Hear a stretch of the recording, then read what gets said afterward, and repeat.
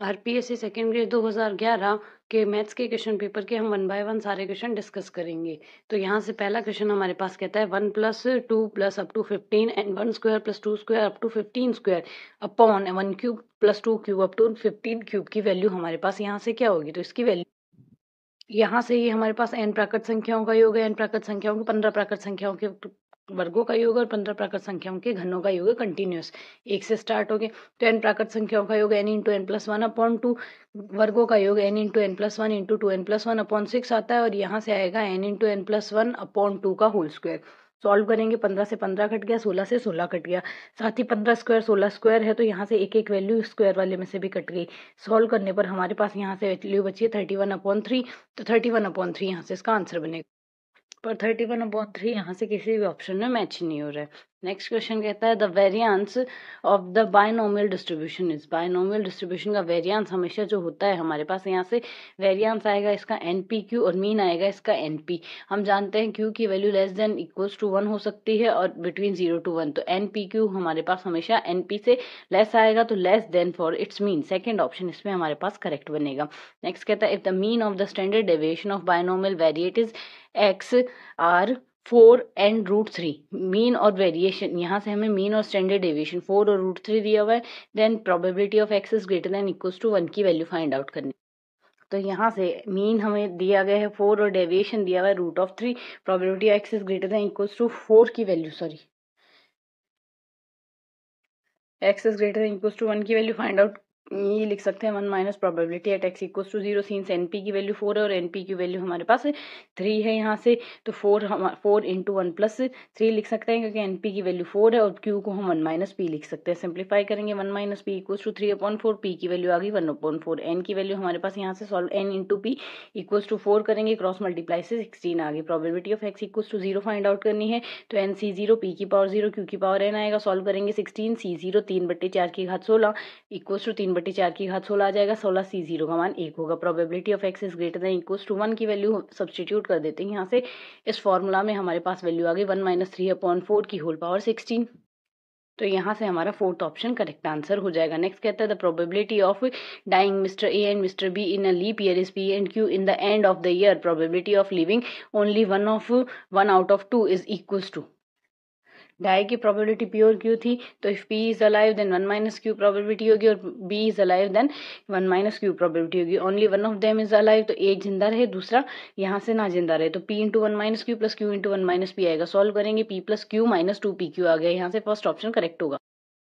Next question कहता है question number 5, एक बैग में है हमारे पास 8 वाइट रेड 6 रेड बॉल्स है और 5 बॉल ड्रॉन की 5 balls are drawn randomly from the bag, the probability 3 और मोर बॉल्स आर वाइट, मतलब 8 सफेद गेंदे 6 लाल गेंदे और 5 गेंदे निकाली जाती है। क्या प्रोबेबिलिटी है उनमें से 3 या उससे ज्यादा जो गेंद होगी वो सफेद होगी। तो यहाँ से तो 8 गेंद वाइट थी, 6 गेंद रेड थी, 5 बॉल निकालनी है 3 वाइट होने की। 3 या तो 3 वाइट हो सकती है, 2 रेड हो सकती है, फिर 3 या 3 से ज्यादा होनी चाहिए, 4 वाइट हो सकती है, 1 रेड हो सकती है, पांचों की पांचों वाइट हो सकती है।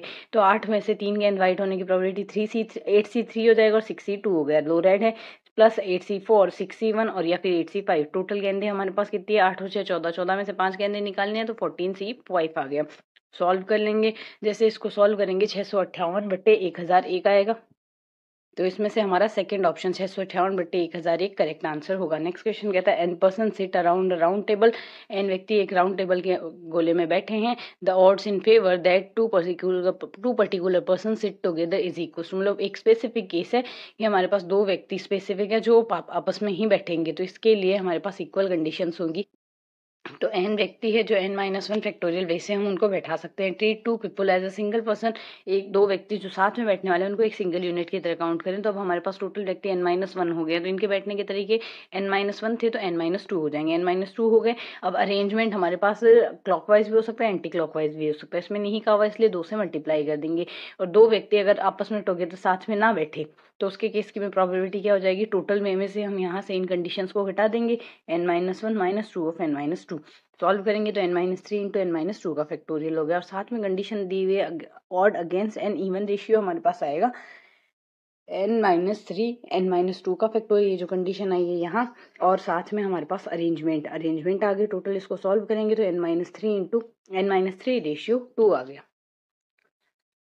यहाँ से हमारा इसका फर्स्ट जो ऑप्शन है वो करेक्ट आंसर हो जाएगा। नेक्स्ट है, die is thrown 8 times, the probability of occurring third time 6 is in 8th row is equal to, एक पासा फेंका जा रहा है, 8 बार फेंका जा रहा है, probability of occurring third time 6 in 8th रो, 8वीं रो में छठी बार हमारे पास 6 आने, तीसरी बार 8वीं रो में तीसरी बार 6 आने की प्रोबेबिलिटी हमें बतानी है।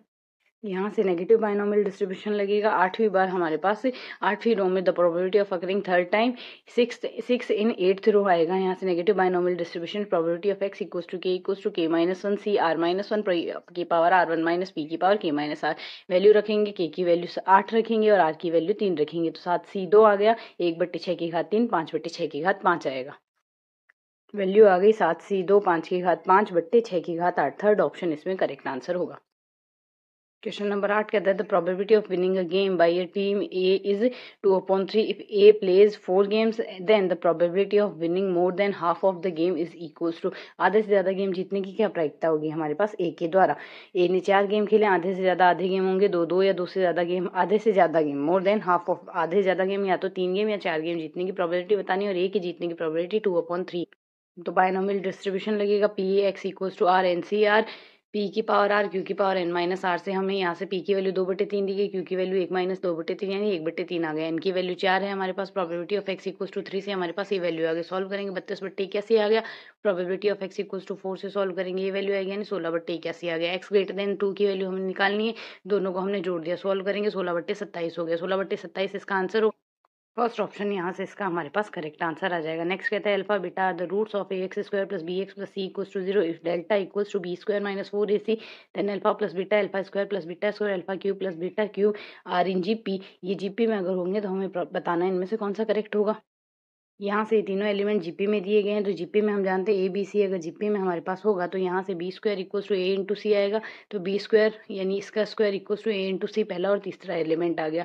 सॉल्व कर लेते हैं, इसका होल स्क्वायर हमने यहाँ से खोल दिए, इसमें +2 अल्फा बीटा जोड़ दिया और -2 अल्फा बीटा घटा दिया, जो प्लस किया है वो तो होल स्क्वायर में चला गया, माइनस वाला एज इट इज रह गया। यहाँ से इसको भी हमने as it is write out कर लिया, A cube minus B cube में हमने यहाँ से सॉल्व कर लिया इसका होल स्क्वायर बनाने के हिसाब से। सेम इसमें भी 2 अल्फा बीटा जोड़ दिया और घटाने 3 अल्फा बीटा जोड़ दिया घटा दिया, उसके केस में हमने सॉल्व कर लिया। तो अल्फा प्लस बीटा हमारे पास मूलों का योग है, यानी बीटा अपॉन बी अपॉन ए आएगा माइनस में, और मूलों का गुण सी अपॉन ए आएगा। वैल्यू सब्सटीट्यूट कर दी, सिंप्लीफाई कर लेते हैं, सिंप्लीफाई करके आगे और सिंप्लीफाई करें तो बी स्क्वायर माइनस 4ac हमारे पास क्या था, delta, delta into A C equals to 0, तो इसका मतलब हमारे पास सी डेल्टा इक्वल्स टू 0 आएगा। मतलब B C into delta equals to 0 था, इसका मतलब C delta equals to 0। Third option इसका हमारे पास यहाँ से करेक्ट आंसर होगा। नेक्स्ट क्वेश्चन कहता है if 10 bulbs are faulty out of 100 bulb, 100 में से 10 बल्ब फॉल्ट है हमारे पास यानी खराब है, the probability that no bulb is fault in a sample of 5 bulb, 5 bulb का सैंपल लेना है, उसमें कोई सा भी बल्ब फॉल्ट नहीं होना चाहिए। तो यहाँ से 10 बल्ब हमारे पास 100 में से 10 बल्ब फॉल्ट है, 5 का सैंपल लेना है, तो 5c0 एक भी फॉल्ट नहीं होना चाहिए, तो 5c0 फॉल्ट होने की प्रोबेबिलिटी 1/10 थी, तो 1/10 की पावर 0, 9/10 की पावर 5, सॉल्व करते हैं 9/10 की घात 5। थर्ड ऑप्शन यहाँ से इसका हमारे पास करेक्ट आंसर बनेगा। नेक्स्ट क्वेश्चन में हमें कहा गया अल्फा बीटा गामा हमारे पास अनइक्वल रियल नंबर्स है, तो साथ में 3 पॉइंट्स है ये, then the 3 points whose position vector, उनके पोजीशन वेक्टर हमें दिए गए हैं, पोजीशन वेक्टर से हमें बताना है ये कैसे होंगे। तो यहाँ से अगर सॉल्व कर, तो अगर हम यहाँ से सॉल्व करने के लिए पहले को ए मान ले, दूसरे को बी और तीसरे को सी मान ले, तो ए बी अगर निकाले बी माइनस ए आएगा, सॉल्व करने पर ये वैल्यू आएगी, बी सी आएगा सी माइनस बी ये वैल्यू आएगी, और सी ए आएगा ए माइनस सी आएगा। तो यहाँ से अगर देखें A B equals to B C equals to C का मैग्नीट्यूड बराबर आएगा, तीनों बराबर आने के यहाँ से हमारे पास समबाहु त्रिभुजों का इक्विलेटरल ट्रायंगल हो गया। तो यहाँ पे हो गया वर्टिसेस ऑफ इक्विलेटरल ट्रायंगल, तो यहाँ से सेकंड ऑप्शन इसका करेक्ट आंसर हमारे पास हो जाएगा। नेक्स्ट क्वेश्चन कहता है if A dot B plus C cross A plus B cross C equals to, यहाँ से हमारे पास इसके लिए आंसर बनेगा 0। बाकी हम इसे सॉल्व करके देख सकते हैं, बी और सी कैसे भी अज्यूम करके देखिए इसको, आगे अगर सॉल्व करते देखते हैं काउंटर एग्जांपल से वैल्यू आएगी 0, या फिर रिजल्ट की तरह याद रख सकते हैं A dot B plus C cross A plus B plus C, हमारे पास यहाँ से वैल्यू आएगी इसके लिए 0। नेक्स्ट कहता है if A and B are two such unit vector such that a plus 2b और 5a minus 4b are mutually perpendicular then the angle between a and b mutually perpendicular है, तो dot product आएगा इनका 0, इनका dot product 0 के equal रख देते हैं। जैसे इनका डॉट प्रोडक्ट 0 के इक्वल रखते हैं, सिंप्लीफाई करेंगे, ये आएगा 5a² - 4a dot b plus 10a dot b minus of 8b²। तो यहाँ से यूनिट वेक्टर है तो ये वेक्टर वैल्यू 1 आएगी, ये वैल्यू भी 1 आएगी, और भी यूनिट वेक्टर दिए हैं तो 5 - 8 आ गए, बाकी 10 - 4 6 आ गई, 6a dot b equals to 0। Simplify करते हैं तो प्लस का 3/6 आ जाएगा, क्रॉस मल्टीप्लाई से a डॉट b की वैल्यू आ गई 1/2, a डॉट b 1/2 हमारे पास 60 डिग्री के लिए होता है, पाई/3 इसके लिए वैल्यू पाई/3 यहाँ से 60 डिग्री हमारे पास इसके लिए वैल्यू आ गई, सेकंड ऑप्शन करेक्ट हो गया। A B C be the unit vectors and a minus B का square equals to b minus c का square plus c minus a का स्क्वायर इक्वल्स टू 9 आएगा। Then 2a plus 5b plus 5c का magnitude हमें find out करना है, तो इसको अगर सॉल्व तो जैसे हम इसको सॉल्व करते हैं, ये वैल्यू तो हमें दी गई है, तो यहाँ से a dot b dot c और c डॉट a की वैल्यू भी हमारे पास -½ आएगी, क्योंकि क्वेश्चन के अकॉर्डिंग, क्योंकि यहाँ से अगर a माइनस बी का होल स्क्वायर खोलेंगे तो a का स्क्वायर a के परिमाण का स्क्वायर प्लस b के परिमाण का square minus of 2a dot b आएगा। तो a का हमारे पास यूनिट वेक्टर, ये यूनिट वेक्टर 2 हो गई, RHS में वैल्यू भेजेंगे, 3 - 2 बराबर 1 आ गया, 1 को बस जो माइनस का 1/2 आ जाएगा a डॉट b की तो वैल्यू देख रहे थे, a डॉट b की वैल्यू -1 आ गई, ठीक इसी प्रकार b डॉट c और c डॉट a की वैल्यू -1 आ गई। इसका होल स्क्वायर खोलना है, होल स्क्वायर खोलेंगे तो यहाँ से सीधा a² plus b² plus 2c² plus 2ab 2bc 2ca वाला फॉर्मेट लगाएंगे, तो यहाँ से अगर इसको सॉल्व करते हैं ये वैल्यू आ जाएगी हमारे पास, यहाँ से 2ab 2bc 2ca करके अगर हम सॉल्व करते हैं उसके बाद, तो अगर सॉल्व करेंगे तो यहाँ से हमारे पास वैल्यू आएगी 54 - 45 की वैल्यू आ रही है 9, यहाँ से इसका स्क्वायर रूट करेंगे, वैल्यू आ गई 3। यहाँ से हमारा ऑप्शन 3 से हमारा यहाँ से फर्स्ट ऑप्शन इसके लिए करेक्ट आंसर होगा। क्वेश्चन कहता है यहाँ से हमारे पास A B C are non coplanar vectors and D equals to lambda A mu B और बी सी है, देन लैम्डा इक्वल्स टू आएगा हमारे पास B D C upon A B C का अदिश त्रिगुणन, B D C upon A B C, third option इसके लिए हमारे पास यहाँ से करेक्ट होगा, B D C upon A B C का अदिश त्रिगुणन का अनुपात है यहाँ से। नेक्स्ट क्वेश्चन कहता है a well with 14 meter inside diameter and is a dug of 8 meters deep, sand taken out of it has been evenly spread all around it to a wind of 21 meters to from an embankment. The height of embankment is, हमें अगर question के according देखें तो जो हमें यहाँ से ये वैल्यू दी है, रेडियस 7 मीटर्स दी हुई है, विड्थ दी हुई है 21 मीटर, तो हम जानते हैं आयतन हमारे पास होता है यहाँ से बेलनाकार में पाई r² h, तो पाई r² h निकाल लिया, 392 पाई मीटर क्यूब आ गया हमारे पास। यहाँ से हमारे पास वॉल्यूम ऑफ एगमेंटेड आएगा आउटर माइनस इनर का square, pi r2 minus r² of outer minus of r² of inner h आएगा। सॉल्व कर लेते हैं, वैल्यू आएगी हमारे पास, आउटर की वैल्यू आ गई, इनर प्लस प्रॉपर आएगी, टोटल 7 + 21 टोटल 28 आ गई, तो 28 का स्क्वायर माइनस 7 का स्क्वायर पाई h आ गया, सॉल्व करेंगे 735 आ गया, दोनों वैल्यूज हमारे पास बराबर है, तो अगर सॉल्व करेंगे यहाँ से h की वैल्यू क्रॉस मल्टीप्लाई से आ जाएगी 392/735, अर्थात हमारे पास यहाँ से 53.33 आ गई, 53.3 से हमारे पास थर्ड ऑप्शन इसका करेक्ट हो गया। नेक्स्ट कहता है the volume of 2 cones are in ratio 1/4 and diameter are in the ratio 4:5, then the ratio of height is equals to, यहाँ से वॉल्यूम का रेशियो दिया हुआ है, डायमीटर का रेशियो दिया हुआ है, तो जो डायमीटर का रेशियो है सेम रेशियो हमारे पास रेडियस का आ जाएगा, रेडियस का रेशियो दिया हुआ है, तो हमें हाइट का रेशियो निकालना है, तो हम जानते हैं कोण का आयतन होता है 1/3 पाई r² h, तो v1/v2 में r1 r2 h1 h2 हमने ले लिया, यहाँ से इसकी वैल्यू 1/h दी है, रेडियस का रेशियो हमारे पास 4/5 है, तो r1² आ जाएगा 16/25 आएगा, वैल्यू सब्स्टिट्यूट करते हैं, क्रॉस मल्टीप्लाई करेंगे तो h1 h2 का रेशियो आएगा 25/64, 25/64 से हमारे पास फोर्थ ऑप्शन करेक्ट हो जाएगा। नेक्स्ट कहता है cylinder vessel 60 centimetre in a diameter is partially filled with water, sphere of 30 centimetre in a diameter is gently dropped into a vessel, to what further height will water in the cylindrical rice.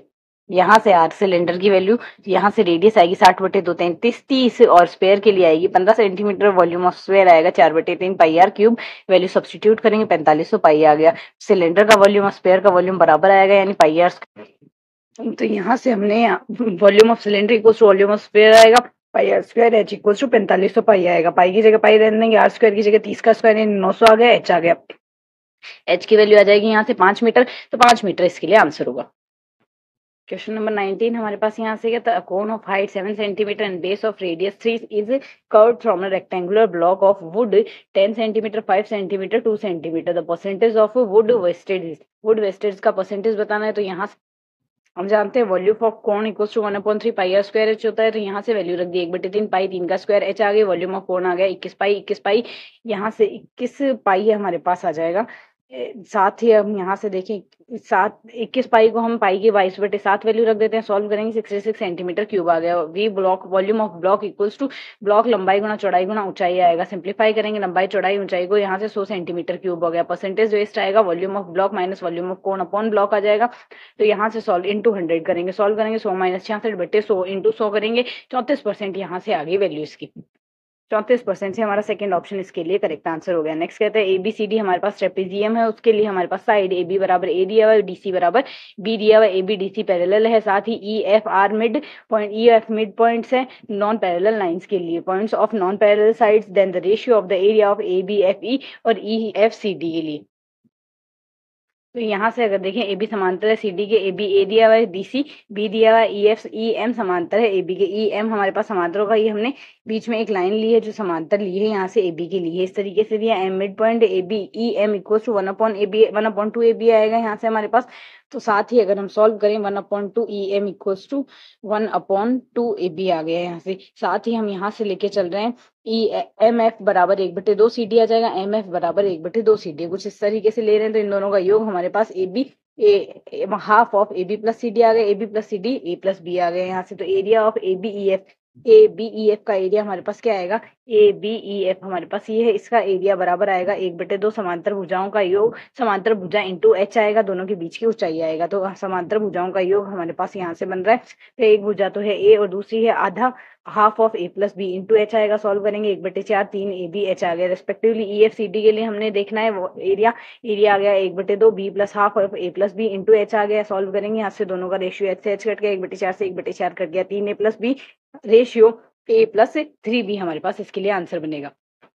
Next question हमें यहाँ से कहता है two circles touches internally, दो circle internally touch कर रहे हैं हमारे पास, the sum of the area is 116 pi centimetre square and the distance between their centres are 6 centimetre, then the radius of the largest circle, largest circle की radius देखनी है। तो दो वृत्तों के क्षेत्रफल, वृत्त का क्षेत्रफल आएगा पाई आर स्क्वायर, दोनों का सम करेंगे pi R capital R square plus internally touch करें तो बड़े वृत्त इस तरीके से हमारे पास ये टच कर रहे हैं। कुछ बड़े वृत्त की जो त्रिज्या है वो हमारे पास यहाँ से है, क्या है, pi R square capital R, तो pi R square plus pi of R2 R small R square equal to 116 pi, pi से पाई घट गया, capital R square plus small R square equal to 116। तो सॉल्व अगर करते हैं यहाँ से हमारे पास दोनों साइड इसको सिंप्लीफाई करके हमारे पास वैल्यू आएगी R minus R, R plus R हमारे पास। यहाँ से इसको अगर सॉल्व करते हैं तो R माइनस आर की वैल्यू हमारे पास 6 आ जाएगी, 6 दोनों का, क्योंकि दोनों के केंद्रों का अंतर, केंद्रों के बीच की दूरी हमें क्या दी गई है, 6 सेंटीमीटर दी गई है। तो त्रिज्याओं के अंतर आ गया 6 सेंटीमीटर, तो capital R equals to small R plus 6 आ गया, वैल्यू सब्स्टिट्यूट करते हैं, सब्स्टिट्यूट करके सिंप्लीफाई करें तो are square minus 6r minus 40, R square plus 6r minus 40 बराबर 0, तो आर माइनस आर प्लस 10 और आर माइनस 4 इक्वल्स टू 0। तो आर की वैल्यू एक तो -10 आ रही, -10 त्रिज्या हो नहीं सकती, तो प्लस का 4 त्रिज्या होगी, तो कैपिटल आर आ गया 10 सेंटीमीटर, तो 4 और 10 त्रिज्या, बड़े वृत्त की त्रिज्या 10 हो गई हमारे पास, तो बड़े वृत्त की त्रिज्या 10 से हमारा थर्ड ऑप्शन इसके लिए करेक्ट आंसर है। नेक्स्ट क्वेश्चन है विच of the following statement is incorrect, incorrect statement बताना है। तो करेक्ट अगर देखें the circle is a locus of point in 2D में हमारे पास किसी भी पॉइंट का जो लोकस आता है वो सर्कल होता है, ये स्टेटमेंट करेक्ट है। The locus of the point whose are equidistance from a non collinear points is the circle whose circle is the centre of circle passing through the given point. तो ये भी हमारे पास correct statement है। जो locus होगा दो point का जो इक्वी डिस्टेंस पे नॉन कोलिनियर पॉइंट्स है, तो is the centre of circle, circle का सेंटर होगा passing through a given point से जो पास हो रहा है। तो हमारे पास जो तीसरा स्टेटमेंट वो यहाँ से इनकरेक्ट होगा, दोनों करेक्ट हो गए, जो तीसरा स्टेटमेंट है वो इनकरेक्ट हो गया, क्योंकि सेकंड स्टेटमेंट का थर्ड स्टेटमेंट डायरेक्टली इनकरेक्ट हो गया। अब हमारे पास ओ इंटीरियर पॉइंट है किसी भी ट्रायंगल का, तो हम जानते हैं यहाँ से हमारे पास क्या होगा, AB plus BC plus CA तीनों भुजाओं का जो योग आएगा वो लेस देन आएगा उस इंटीरियर पॉइंट के दुगुने से, मतलब 2 into OA plus OB plus OC से। O अगर इंटीरियर पॉइंट है तो AB plus BC plus CA की जो वैल्यू आएगी तीनों भुजाओं का योग आएगा, लेस देन आएगा 2 ऑफ OA OB OC से। नेक्स्ट क्वेश्चन कहता है AB DE BE और CF हमारे पास मीडियन है किसी भी ट्राइंगल ABC के, अगर ये मीडियन है तो यहाँ से हम जानते हैं हमारे पास यहाँ पर भुजाओं का वर्गों का योग 3 गुना भुजाओं के वर्गों का योग आएगा, यहाँ से उनकी माध्यिकाओं के 4/3 के बराबर वर्गों के योग के AB square plus BC square plus CA square बराबर 4/3 AD square plus BE square plus CF square हमारे पास यहाँ से इसके लिए बनेगा।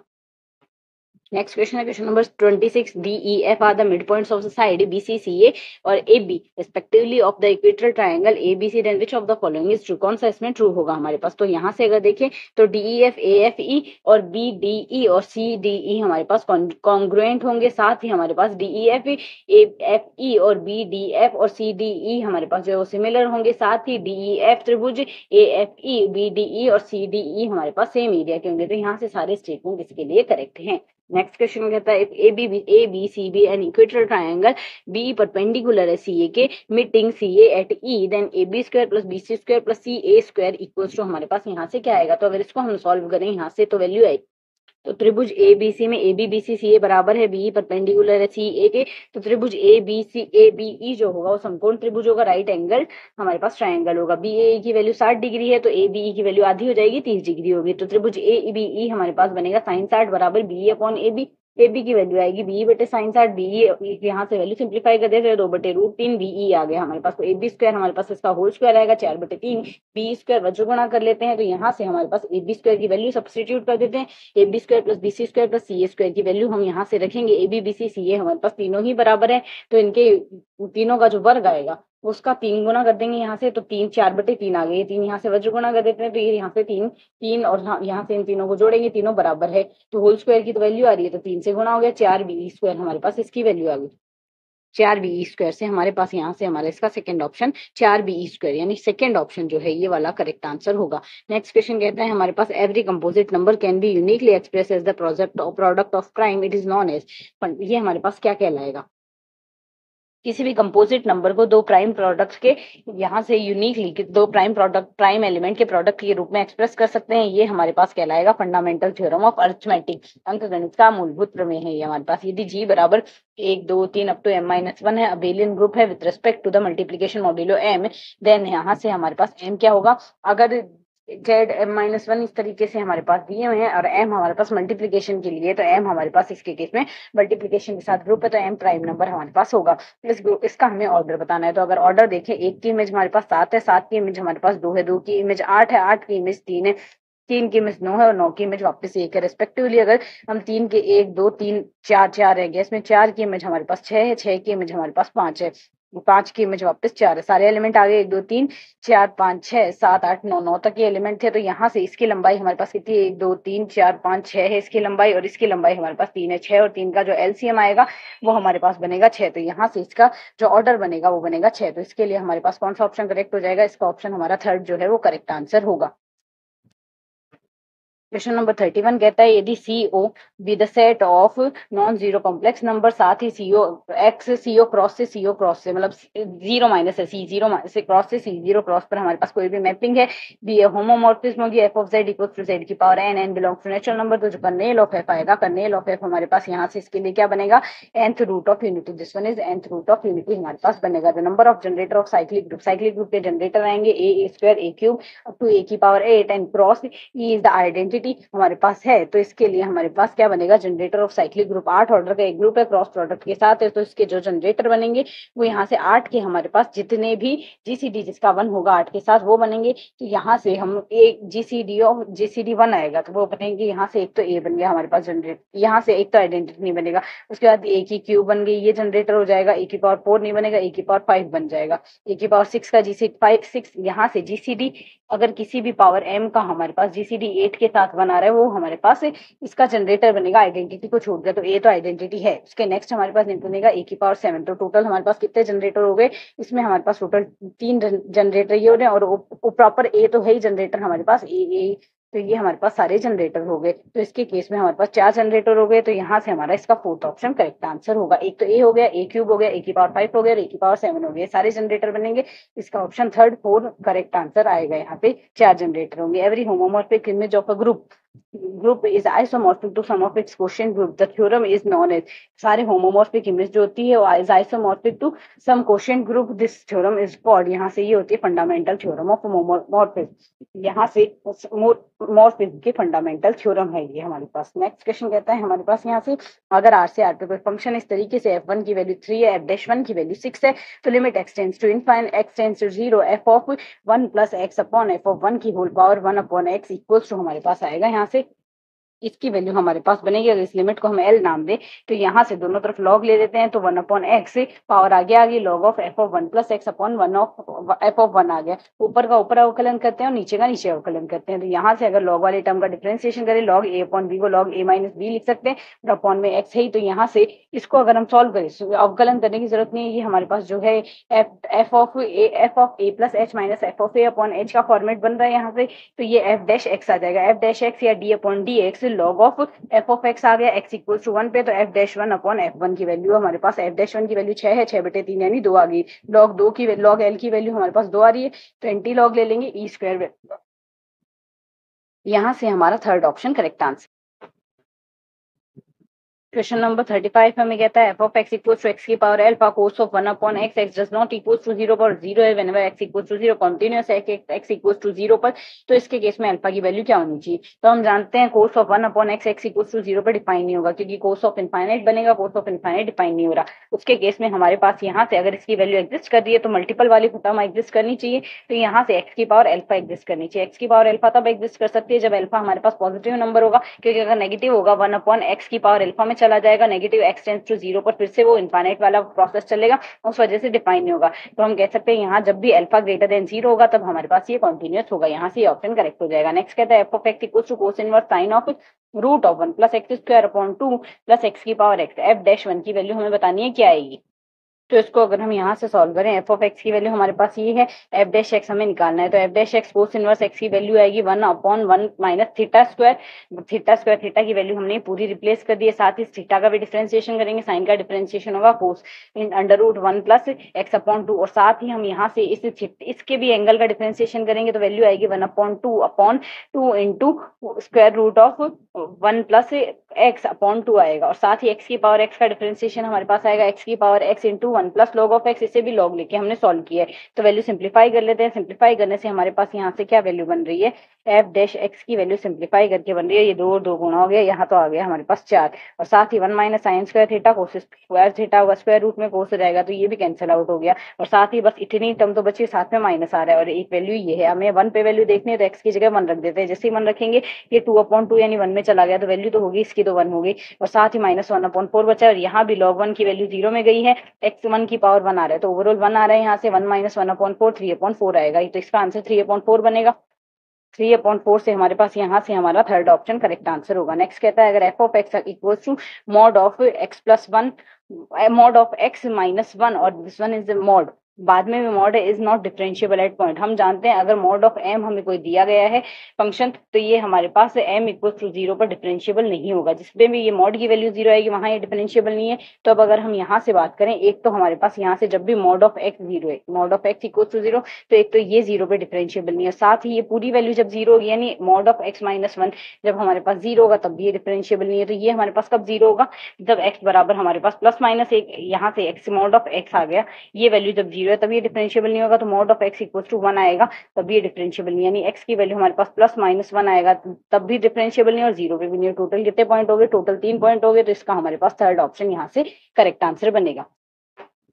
नेक्स्ट क्वेश्चन है हमारे पास 38 जो कि कहता है y equal to tan inverse x upon 1 plus square root of 1 minus X square plus sine of 2 tan inverse square root of 1 minus X upon 1 plus X, then dy upon dx की value निकालनी। हम मान के चलते हैं x equals to sine theta, x equals to sine theta होगा, theta equals to sine inverse होगा, तो tan इनवर्स यहाँ से इसकी वैल्यू आएगी हमारे पास। इसको अगर सॉल्व कर लें, tan inverse sine theta upon 1 plus cos theta, sine theta को 2 sine theta upon 2 cos theta upon 2 लिख सकते हैं, और 1 प्लस कोस थीटा को 2 कोस स्क्वायर थीटा अपॉन 2 लिख सकते हैं। 2 से 2 कैंसिल हो गया, कोस थीटा अपॉन 2 से कोस थीटा अपॉन 2 कैंसिल हो गया, तो साइन अपॉन कोस हो गया tan थीटा अपॉन 2 आ गया, tan inverse tan theta upon 2 theta upon 2 बनेगा, थीटा की वैल्यू रख दी 1/2 साइन इनवर्स x आ गया। अब हमारे पास यहाँ से x की वैल्यू क्या आ जाएगी, एक तो हमारे पास ये वैल्यू आ गई, ये तो फर्स्ट टर्म की वैल्यू हमने सिंप्लीफाई कर दी 1/2 साइन इनवर्स x। अब इसको और सिंप्लीफाई कर लेते हैं, इसके लिए हम यहाँ से x की जगह cos 2 मानते हैं, cos 2 मानेंगे तो 5 equal to 1/2 cos inverse x आएगा। तो साइन की वैल्यू हमारे पास यहाँ से क्या आ जाएगी, 2 tan inverse square root of 1 minus cos of 2x upon 1 plus cos of 2x का स्क्वायर रूट आएगा। वैल्यू सिंप्लीफाई करते हैं तो 1 यहाँ से 2 sine square pi upon 2 cos square pi आएगा, 2 से 2 कैंसिल हो जाएगा, tan स्क्वायर पाई आएगा, स्क्वायर रूट में tan पाई आ गया। सिंप्लीफाई करेंगे 5 बचेगा, यहाँ से साइन ऑफ 2 आ गया, तो sine of cos inverse x आ गया। दो वैल्यू वैल्यू आ गई sine of cos inverse X को सिंप्लीफाई करते हैं तो ये लिखा जा सकता है हमारे पास 1 ऑफ एक्स स्क्वायर का स्क्वायर रूट 1 - का स्क्वायर रूट। एक वैल्यू तो ये आ रही है और दूसरी वैल्यू ये आ रही है। इसका डिफरेंशिएशन करना है, हमने एक्स के सापेक्ष सिंप्लीफाई करके लिख लिया। एक्स के सापेक्ष अवकलन आएगा 1/2 square root of 1 - X square. Same case में इसका डिफरेंशिएशन आएगा -2x अपॉन, पहले तो 2 से 2 कैंसिल आउट कर देते हैं तो x upon square root 1 - X square आएगा। सिंप्लीफाई कर लेते हैं 1 - 2x upon 2 into 1 - X square आएगा। यहाँ से हमारा थर्ड ऑप्शन इसके लिए करेक्ट आंसर होगा। नेक्स्ट क्वेश्चन कहता है if the tangent line at the point m² m³ on the curve y² x³ is normal at the point then then m² m³ on the curve then the value of small n and capital M की value हमारे पास क्या आएगी। तो हमें कहा गया है जो टेंजेंट लाइन है इस बिंदु से हमारे पास इस कर्व पर है हमारे पास, और जो नॉर्मल लाइन है वो हमारे पास m² m³ से है। तो हमें m और m की वैल्यू बतानी है।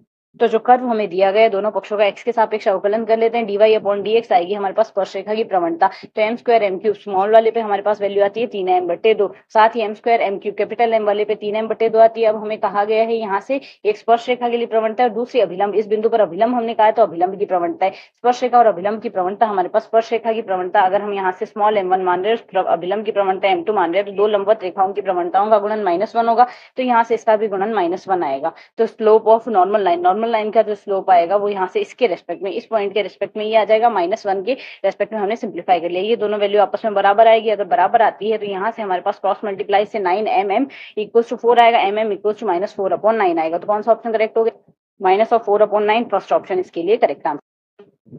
क्वेश्चन नंबर 40 हमें कहता है f(x) = tan inverse sin x + cos x is a monotonic increasing function, then x की वैल्यू हमें बतानी है क्या होगी।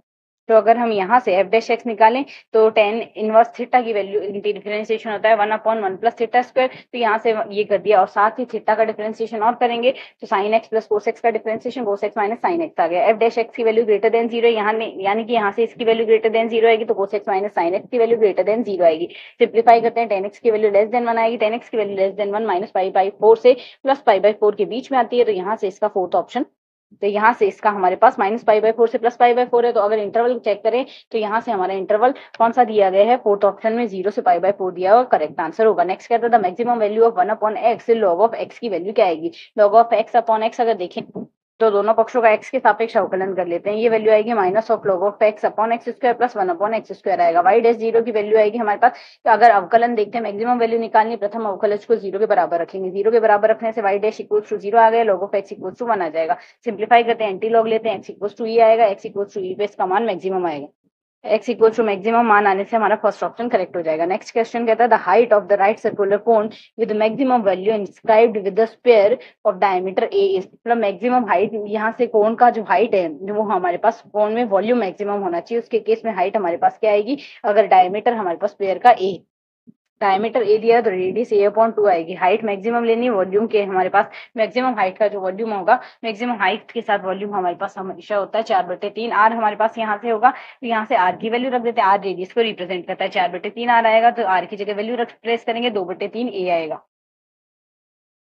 2/3 ए से हमारे पास यहाँ से हमारा फर्स्ट ऑप्शन करेक्ट हो जाएगा। ये हमने डायरेक्ट रिजल्ट से किया। 4/3 आर के केस में मैक्सिमम हाइट हमारे पास होती है, मैक्सिमम वॉल्यूम होता है, सर मैक्सिमम वॉल्यूम होता है, तो उसके केस में हमारे पास 4/3 आर वैल्यू आती है।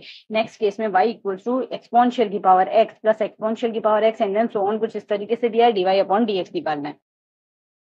अगर इस वैल्यू को y के इक्वल दिया है, इसको सॉल्व करके हम y, ये पूरा e की, ये सेम ही तो वैल्यू है, एक ही तो गया हुआ है, तो ये y के इक्वल है। y = इनफाइनाइट सीरीज चल रही है, y = एक्सपोनेंशियल x + y आएगा। दोनों पक्षों का x के सापेक्ष अवकलन कर दिया। dy/dx को एक तरफ ले आए, ये वैल्यू आ गई। dy/dx की वैल्यू आ जाएगी हमारे पास, यहाँ से सिंप्लीफाई करेंगे, एक्सपोनेंशियल x + y को y लिख देंगे तो y/1 - y हो गया। y/1 - y से हमारा थर्ड ऑप्शन, y/1 - y से हमारा थर्ड ऑप्शन इसके लिए करेक्ट आंसर हो गया।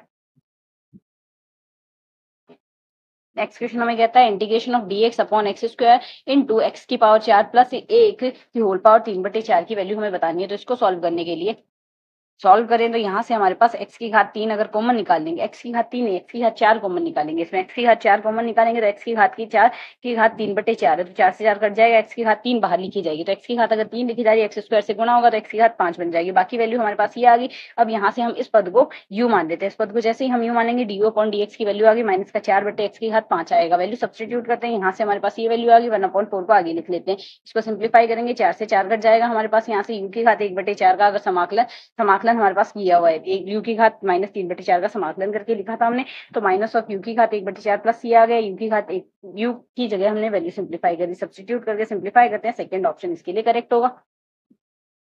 तो इसके लिए हमारे पास सेकंड ऑप्शन इसका करेक्ट आंसर होगा। नेक्स्ट क्वेश्चन कहता है इंटीग्रेशन 0 to π/2 sin x अब माइनस cos x का मॉड dx की जो वैल्यू आएगी वो हमारे पास क्या आएगी। तो अगर इसको सिंप्लीफाई करें हमारे पास वैल्यू बनेगी, यहाँ से हम जानते हैं 0 से π/4 में हमारे पास इसकी वैल्यू नेगेटिव आती है, 0 से π/4 में इसकी वैल्यू नेगेटिव आती है, क्योंकि ग्राफिकली अगर रिप्रेजेंट करें sin x का ग्राफ ये बनता है और cos x का ग्राफ हमारे पास ये बनता है। तो 0 से π/4 में cos x पॉजिटिव ज्यादा बड़ा आएगा sin x से, तो sin x minus cos x की वैल्यू नेगेटिव आएगी। तो उल्टा लिखेंगे, क्योंकि मोड ऑफ x की वैल्यू जब x लेस देन 0 होता है तो माइनस ऑफ x आती है, अदरवाइज x आती है, पॉजिटिव x आएगी। तो इसके सिंप्लीफाई करेंगे तो ये वैल्यू आ जाएगी, उल्टा हमने लिख दिया cos x minus sin x dx आ गया, π/4 से π/2 में sin x minus of cos x लिखा जाएगा। सिंप्लीफाई कर लेते हैं, इंटीग्रेशन हमने बेसिक कर लिया, बेसिक इंटीग्रेशन करके यहाँ से अपर लिमिट की वैल्यू आएगी 2√2 माइनस ऑफ 1 आ गई लोअर लिमिट से वैल्यू, और माइनस ऑफ सेम केस में इसमें सिंप्लीफाई कर लिया, सिंप्लीफाई करेंगे 2√2 माइनस ऑफ 1 आएगा, 2 × √2 - 1 आएगा। इसका यहाँ से हमारे पास इसका थर्ड ऑप्शन है जो कि करेक्ट आंसर होगा। नेक्स्ट क्वेश्चन कहता है limit n is tending to infinite 1/n² का स्क्वायर रूट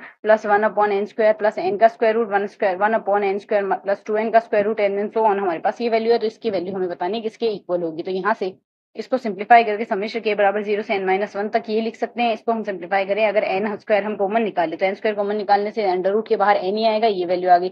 हम जानते हैं ये हमारे पास k/n की जगह तो x लिखा जाएगा, 1/n की जगह dx लिखा जाएगा, और जो समेशन की लिमिट है 0/n और यहाँ से n-1/n में चेंज हो जाएगी, तो ये आ जाएगा 1 - 1/n। n tends to infinite पे वैल्यू 0 होगी तो अपर लिमिट आ गई 1, लोअर लिमिट आ गई यहाँ से हमारे पास 0। इस तरीके से सिंप्लीफाई करेंगे तो ये वैल्यू बन गई square root of 1 + x dx।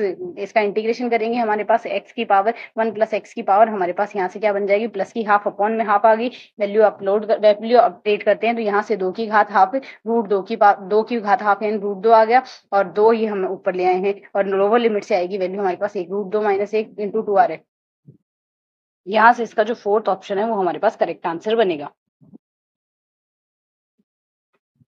Next question हमारे पास कहता है इंटीग्रेशन -π2 + π cos² x/1 + a की घात x dx की वैल्यू हमारे पास क्या आएगी अगर a > 0 है। इसकी वैल्यू अगर हम जानते हैं हमारे पास यहाँ से हम प्रॉपर्टी लगाएंगे f a + b - x dx की वैल्यू इंटीग्रेशन लिमिट a से b हो तो a से b fx dx आएगा। सिंप्लीफाई करते हैं तो cos² - x हो जाएगा, यहाँ से हमारे पास a + b करेंगे plus minus pi cancel out हो जाएगा, और प्लस 1 + a की घात -x आ गया, dx आ गया। इक्वेशन को इसको हम सिंप्लीफाई करें तो यहाँ से a की घात x को हम सिंप्लीफाई करके ये लिख सकते हैं 1/a की पावर x आ जाएगा, a की पावर -x को सिंप्लीफाई करके ये वैल्यू आ गई। पहली वैल्यू आई थी, दूसरी वैल्यू भी आई है, तो i + i 2i हो गया। यहाँ से हमारे पास वैल्यू आ गई। अब अगर इसमें देखें ये दोनों वैल्यू आपस में कैंसिल आउट हो जाएगी, cos² x बचेगा। cos² x का इंटीग्रेशन 0 से पाई के बीच में अगर करेंगे तो पाई आएगा, साथ ही हमारे पास π/4 हो जाएगी यहाँ से वैल्यू, क्योंकि यहाँ से इसको पहले तो cos of 2x में चेंज करेंगे, cos of 2x का sin of 2x में इंटीग्रेशन ओवरऑल बनेगा हमारे पास π/4, तो 2 से 2 कट गया, और ये जो 2 है हमारे पास यहाँ से यहाँ से वैल्यू हमारे पास पाई बनेगी, सॉरी 1 + cos² x को हम यहाँ से लिख सकते हैं cos of 2x -1 अपॉन में आएगा हमारे पास 2, तो यहाँ से ये तो 0 में जाएगा, यहाँ से वैल्यू आ जाएगी हमारे पास π/2 आ गई। पाई 1 2 से 1 2 कैंसिल आउट हो जाएगा, और इधर से 2 क्रॉस मल्टीप्लाई हो गया, तो ओवरऑल वैल्यू हमारे पास यहाँ से π/2 आ गई। तो इसका आंसर π/2 हो रहा है। π/2 से हमारा थर्ड ऑप्शन इसके लिए करेक्ट आंसर होगा। नेक्स्ट कहता है the area bounded by the parabolas y = x + 1 का whole square and y = x - 1 का whole square, then the straight line y = x + 1/4 is, हमें इन तीनों से बाउंडेड एरिया का बताना है क्या होगा।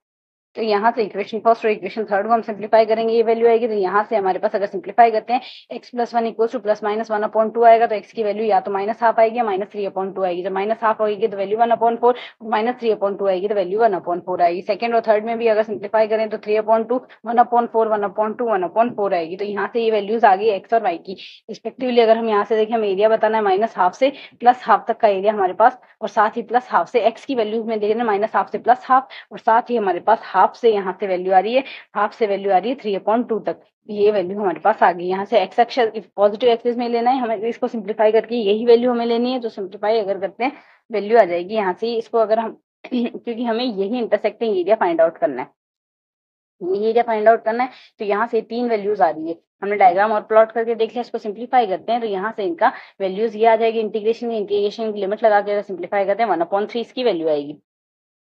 1/3 से हमारा फोर्थ ऑप्शन इसके लिए जो है वो करेक्ट आंसर बन क्वेश्चन नंबर 49 हमें यहाँ से कहता है between any two roots equation exponential X cos of X equals to 1 there exist for equation exponential X sine x minus 1 equals to 0, then यहाँ से हमारे पास एटलीस्ट वन रियल रूट होगा, क्योंकि exponential X cos of X का हमारे पास एक रूट है यहाँ से, तो exponential X sine of X equals to 1 का भी हमारे पास एटलीस्ट एक रूट तो होगा ही होगा, यहाँ से एटलीस्ट वन रूट आएगा यहाँ से। नेक्स्ट कहता है in the Lagrange's mean value theorem F of X plus H equals to F of X plus H F dash X plus theta H where theta is between 0 to 1, where f of x equals to ax square plus bx plus c, then the value of theta is, value of theta हमारे पास यहाँ से क्या बनेगी, इसके लिए हमारे पास वैल्यू ऑफ थीटा बन जाएगी। इसको अगर हम सॉल्व करते हैं तो यहाँ से हमें h की वैल्यू तो देख, थीटा की वैल्यू तो देखना, थीटा की वैल्यू हमारे पास क्या बनेगी, तो इसमें अगर सिंप्लीफाई करें h तो यहाँ से अगर सिंप्लीफाई करें इसका हम पक्षांतरण कर देंगे तो F X plus H minus of F X upon में एच आ जाएगा, तो F dash X plus theta हो गया, एक्स प्लस थीटा एच आ गया यहाँ से, तो ये वैल्यू हमारे पास F X H X plus H minus F X upon F X आ रहा है, ये डेरिवेटिव है, तो यहाँ से हमने थीटा की वैल्यू तो देखनी है, तो इसको सिंप्लीफाई कर लेते हैं। ये एफ डैश एक्स की वैल्यू आ गई, एफ डैश एक्स की वैल्यू और F dash X plus theta H की वैल्यू को अगर हम कंपेयर करते हैं यहाँ से, तो हमारे पास थीटा की वैल्यू बन जाएगी इसके केस में 1/2। यहाँ से दोनों को आपने कंपेयर करना है, अगर हम कंपेयर करके देखें यहाँ से F dash theta plus H के लिए तो देखना है, तो थीटा प्लस एच के लिए यहाँ से वैल्यू बन रही है 2a into x plus H की एक्स प्लस थीटा एच रखेंगे और प्लस ऑफ बी आएगा इक्वल्स टू आरएचएस में आएगा एफ डैश एक्स, तो एफ डैश एक्स की वैल्यू यही आ रही है, बी से बी कैंसिल आउट हो गया और 2ax से 2x कैंसिल आउट हो जाएगा, तो सिंप्लीफाई अगर करते हैं थीटा की वैल्यू हमारे पास इसके लिए बन रही है यहाँ से 1/2 बन जाएगी। नेक्स्ट क्वेश्चन कहता है यहाँ से if a 31 b 65 c xy are 3 points such that ACB equals to 90 degree, then area of ACB equals to 7, then number of such points are, इतने पॉइंट्स के नंबर बताने, तो ए और बी के बीच की दूरी अगर देखें यहाँ से 5 आएगी, R equals to A B upon 2 आएगा, यहाँ से 5/2, एरिया आ जाएगा 1/2 एच ए बी आएगा, तो एरिया की वैल्यू आ गई 7, 1/2 5 एच आ गया, तो एच की वैल्यू हाइट हमारे पास 14/5 आ जाएगी, ए सी भी 90 डिग्री है, तो जो सी होगा वो lie on the C lies circle on the diameter A B, यहाँ से तो 2 points C on either side of AB और they are satisfy the area of condition, तो यहाँ से 2 पॉइंट्स होंगे, तो 2 पॉइंट्स होने से कौन सा ऑप्शन हमारे पास, थर्ड ऑप्शन हमारा इसके लिए थर्ड ऑप्शन, ये ऑप्शन करेक्ट हो जाएगा। नेक्स्ट क्वेश्चन है क्वेश्चन नंबर 52 जो कि हमें कहता है यहाँ से if there are non zero number A B C are in H P and then the straight line X upon A plus Y upon B plus 1/c equals to 0 always passes through a fix point, then which is, हमें बताना है वो fix point क्या होगा, उससे हमेशा pass out हो रही है, तो यहाँ से हम काउंटर एग्जाम्पल अज्यूम कर लेते हैं ए बी सी जो एच पी में हो, और यहाँ से हम अज्यूम कर लेते हैं ए बी सी अगर हम एपी में ले लेंगे तो 1/a 1/b 1/c एचपी में आ जाएंगे, तो ए बी सी एपी में अगर लेते हैं 1 2 3 मान लेते हैं तो 1/2 1/3 हमारे पास एचपी में होंगे, तो यहाँ से ए बी सी की हमने वैल्यू रख दी, तो ये इक्वेशन बन गई x + 2y + 3 = 0। तो अगर ऑप्शन रखते हैं फर्स्ट ऑप्शन में x और y की जो वैल्यू है वो रखेंगे तो 1 + 2 + 3 आएगा जो कि 0 नहीं बनाएंगे, सेकंड पॉइंट में बनेगा 1 - 2 + 3 जो भी 0 नहीं बनाएगा, थर्ड पॉइंट जो है -1 - 2 + 3 = 0, तो ये 0 बना, हमने वैल्यू ली है 1 1/2 1/3 यहाँ से ए बी सी की, तो रेस्पेक्टिवली यहाँ से वैल्यू आ गई हमारे पास x + 2y + 3 = 0, तो इससे हमारा थर्ड ऑप्शन करेक्ट आंसर हो जाएगा। नेक्स्ट क्वेश्चन कहता है if the this equation represent a pair of straight line then the value of lambda की वैल्यू बतानी है, तो पेयर ऑफ स्ट्रेट लाइन को रिप्रेजेंट करिए ax² + by² + 2hxy + 2gx + 2fy + c = 0, straight line को represent करती है अगर डेल्टा की वैल्यू 0, जहां डेल्टा होता है abc + 2fgh minus of af² minus of bg² minus of ch², तो abc की वैल्यू कंपेयर करके अगर हम इस इक्वेशन में रख देते हैं abc + 2fgh minus af² minus bg² minus of ch² = 0, तो इसमें वैल्यू रखने से हमारे पास लेमडा की वैल्यू आएगी 8, लेमडा की वैल्यू 8 आने से हमारे पास यहाँ से हमारा फोर्थ ऑप्शन करेक्ट हो जाएगा। नेक्स्ट कहता है the image of origin with respect to this line, अब हम जानते हैं यहाँ से हमारे पास ये स्ट्रेट लाइन या प्लेन है, हमारे पास इस पॉइंट की इमेज ये पॉइंट होगा, अगर हमारे पास इसको मिलाने वाली रेखा में देखें तो ये जो बिंदु आएगा जो इस रेखा पर स्थित होगा वो इसका मध्य बिंदु होगा, तो अगर इसी हिसाब से हम मान के चले, अगर हम मान के चले हमारा फर्स्ट ऑप्शन करेक्ट है, फर्स्ट ऑप्शन करेक्ट है, ओरिजिन के हिसाब से मिलाने वाली रेखा का मध्य बिंदु होगा 1/2 1/2, जैसा कि हम देख सकते हैं 1/2 1/2 इस रेखा पर स्थित नहीं है, तो यहाँ से क्योंकि इसकी समीकरण को संतुष्ट नहीं करता, 1 + 1 2 होगा ना कि 0, तो ये तो नहीं होगा। सेकंड ऑप्शन अगर हम चेक करें, सेकंड ऑप्शन में आधा -1 है तो -1/2 आ जाएगा मध्य बिंदु इसका, इसको x y की जगह रख देते हैं तो प्लस में 1 = 0 आ रही है, सेटिस्फाई हो रहा है, सेकंड ऑप्शन इसके लिए करेक्ट हो जाएगा। अगर थर्ड ऑप्शन की चेक करें तो मध्य बिंदु आएगा -1 - 1, वैल्यू रखेंगे 0 नहीं आएगी, तो ये भी नहीं होगा। और इसके लिए -1/4 -1/4 ये भी सेटिस्फाई नहीं करेगा। तो सीधा सीधा सिर्फ एक ही पॉइंट सेटिस्फाई किया, वही हमारा करेक्ट आंसर हो जाएगा। 3 ऑप्शन इसके डिस्कार्ड हो जाएंगे। क्वेश्चन नंबर 55 हमें कहता है the locus of the centre of circle which stretches externally the circle x² + y² - 6x - 6y + 14 = 0 and also touches the y axis. यहाँ से हमें सेंटर ऑफ सर्कल का, तो हमें जो सर्कल की इक्वेशन दी गई उसमें हमारे पास सेंटर तो दिया गया 3 3 और रेडियस दी गई 4। तो centre moving along moving circle, centre moving circle H के, लाइक एच के सेंटर से और रेडियस r2 मान के चलते हैं। r2 की वैल्यू हमारे पास h है, क्योंकि यहाँ से जो सर्कल है h, k से अगर कंपेयर करें, सर्कल टच कर रहा है वाई एक्सिस को, तो जो h होगी यहाँ से हमारे पास x एक्सिस से दूरी, वही हमारे पास यहाँ से क्या बनेगी, इसके लिए यहाँ से रेडियस बन जाएगी। तो h के और यहाँ से 3,3 के बीच की डिस्टेंस ये आ जाएगी हमारे पास x2 - x1 का स्क्वायर + y2 - y1 का स्क्वायर रूट बराबर दोनों सेंटर्स के बीच की दूरी, एक्सटर्नली टच कर रहा है, दोनों की रेडियस का सम आ जाएगा r1 + r2। तो 2 + h आ गया। सिंप्लीफाई कर लेते हैं, ये वैल्यू आ गई। यहाँ से सिंप्लीफाई करने से, तो इसको अगर हम सिंप्लीफाई करेंगे, इसको हम सिंप्लीफाई करके लिख सकते हैं h की जगह x और y की जगह k, तो y² - 4y + 14 = 10x, y² - 6y। तो यहाँ से y² - 6y - 10x + 14 = 0, third option है जो कि करेक्ट आंसर होगा। If the straight line joining the origin and intersect the points of the straight line y = 2√2x + c and circle x² + y² = 2 mutually perpendicular, then हमें बताना है कौन सा option correct होगा।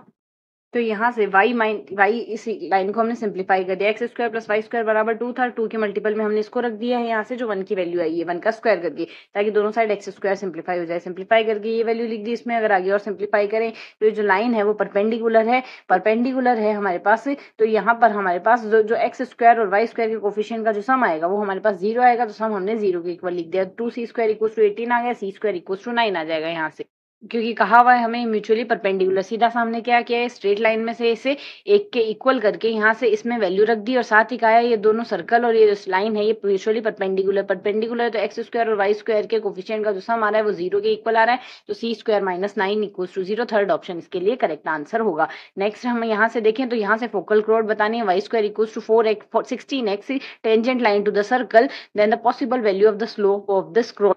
तो इसके अकॉर्डिंग अगर देखें तो y² = 16x, equation of focal क्रोड होती है y = mx + mx - 4 आ जाएगी। यहाँ से हमारे पास mx - a से हम यहाँ पर कर रहे हैं, तो a की वैल्यू 4 है यहाँ से।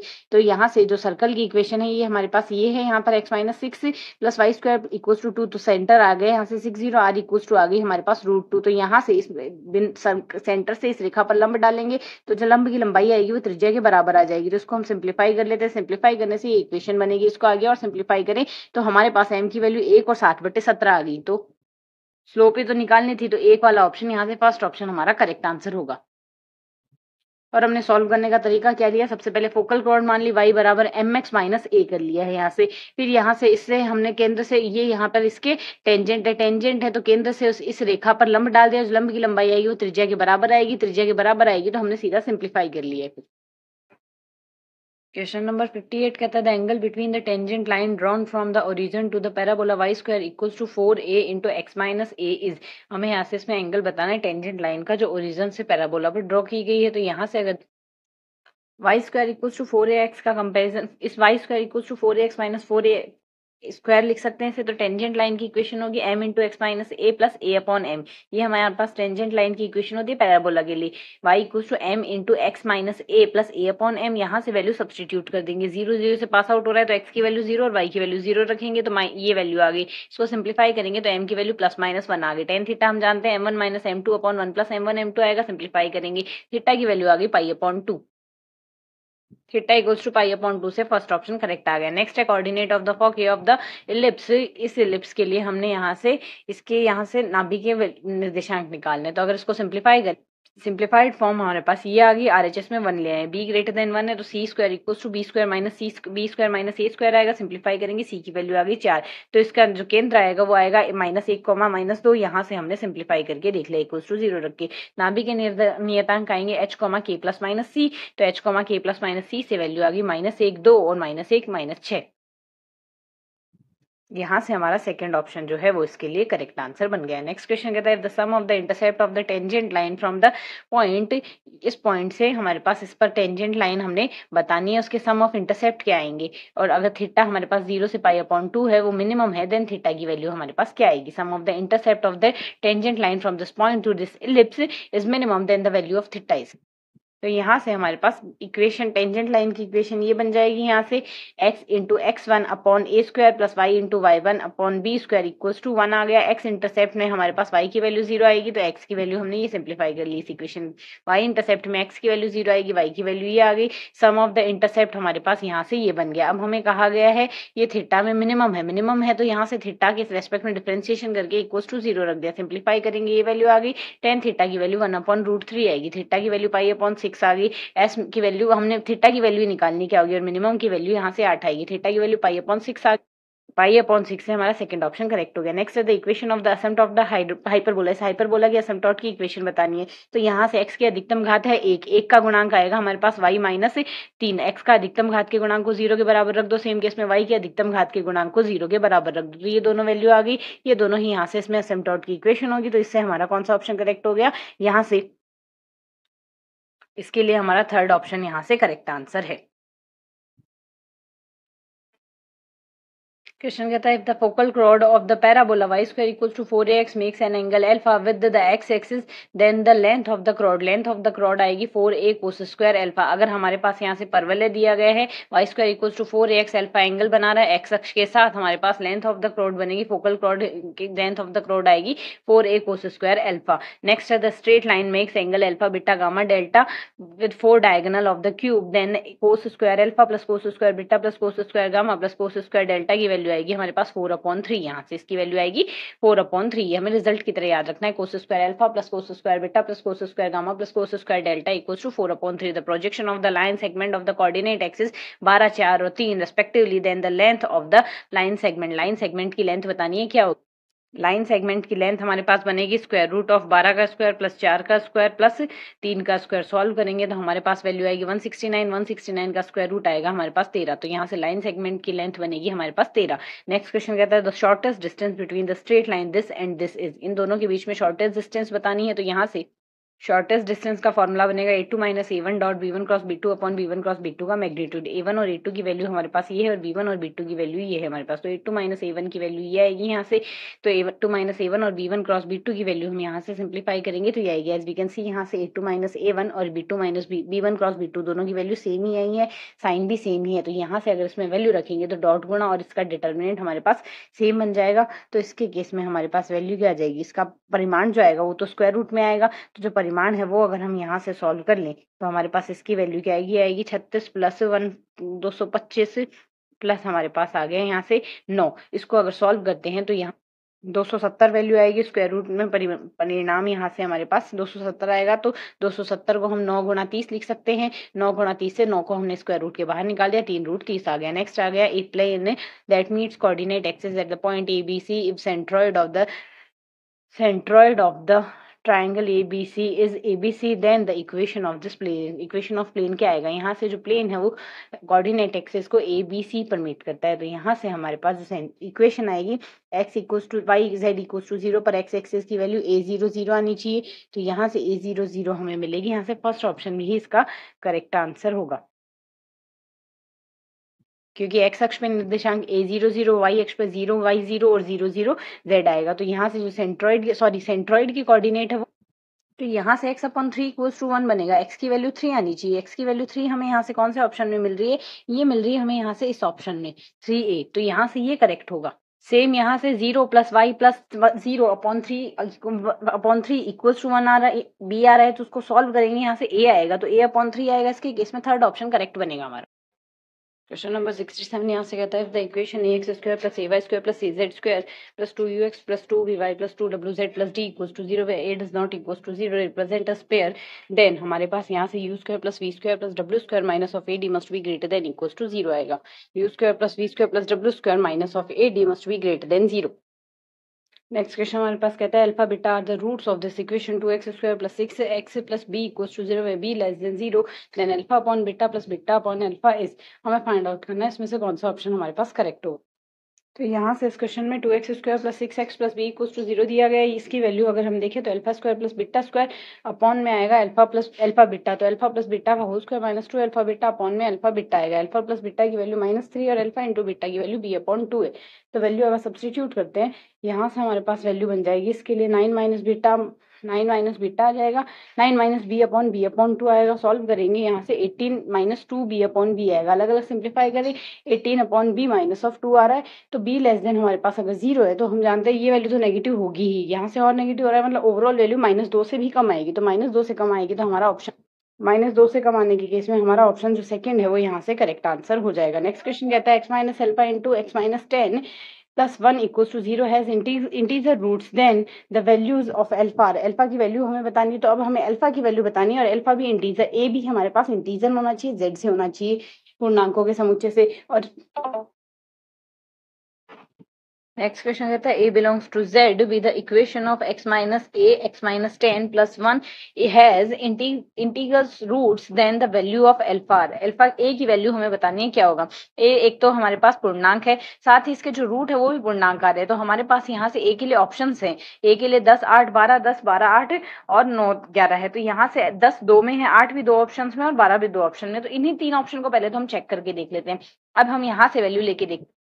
जैसे हम a बराबर 10 लेके देखते हैं, इस इक्वेशन से हमारे पास ये वैल्यू आएगी। एज वी कैन सी 101 हमारे पास यहाँ से प्राइम नंबर है, इसके फैक्टर्स नहीं हो सकते, तो यहाँ से ये तो एक रूट हमारे पास पूर्णांक बनाएगा नहीं। अब a = अगर 12 लेते हैं तो हमारे पास ये इक्वेशन आएगी। यहाँ से x - 11 का होल स्क्वायर है, तो x माइनस रूट आगे 11 11, तो यहाँ से 12 एक रूट होगा पर 10 रूट नहीं की वैल्यू। एक तो 12 आएगी 10 नहीं आएगी, तो ये तो डिस्कार्ड हो गया। यहाँ से हमारे पास सेकंड ऑप्शन जो हमारा है वो तो डिस्कार्ड हो गया। 12 तो होगा पर 10 नहीं होगा, पर 12 होगा, इंप्लाइज 8 वाला ऑप्शन करेक्ट हो गया। थर्ड ऑप्शन के लिए करेक्ट आ जाएगा। नेक्स्ट क्वेश्चन कहता है the values of a² - 1 x² to a - 1 into x plus 2 is a positive for any real value of x. तो यहाँ से एक्स की वैल्यू बतानी क्या होगी। तो यहाँ से इसके लिए पॉजिटिव अगर आ रहा है तो एक तो इसकी कंडीशन होती है जो ए है, ax² + bx + c = वाली 0 वाली इक्वेशन में ए की वैल्यू एक तो ग्रेटर देन 0 आनी चाहिए, साथ ही b² - 4ac हमारे पास 0 आना चाहिए।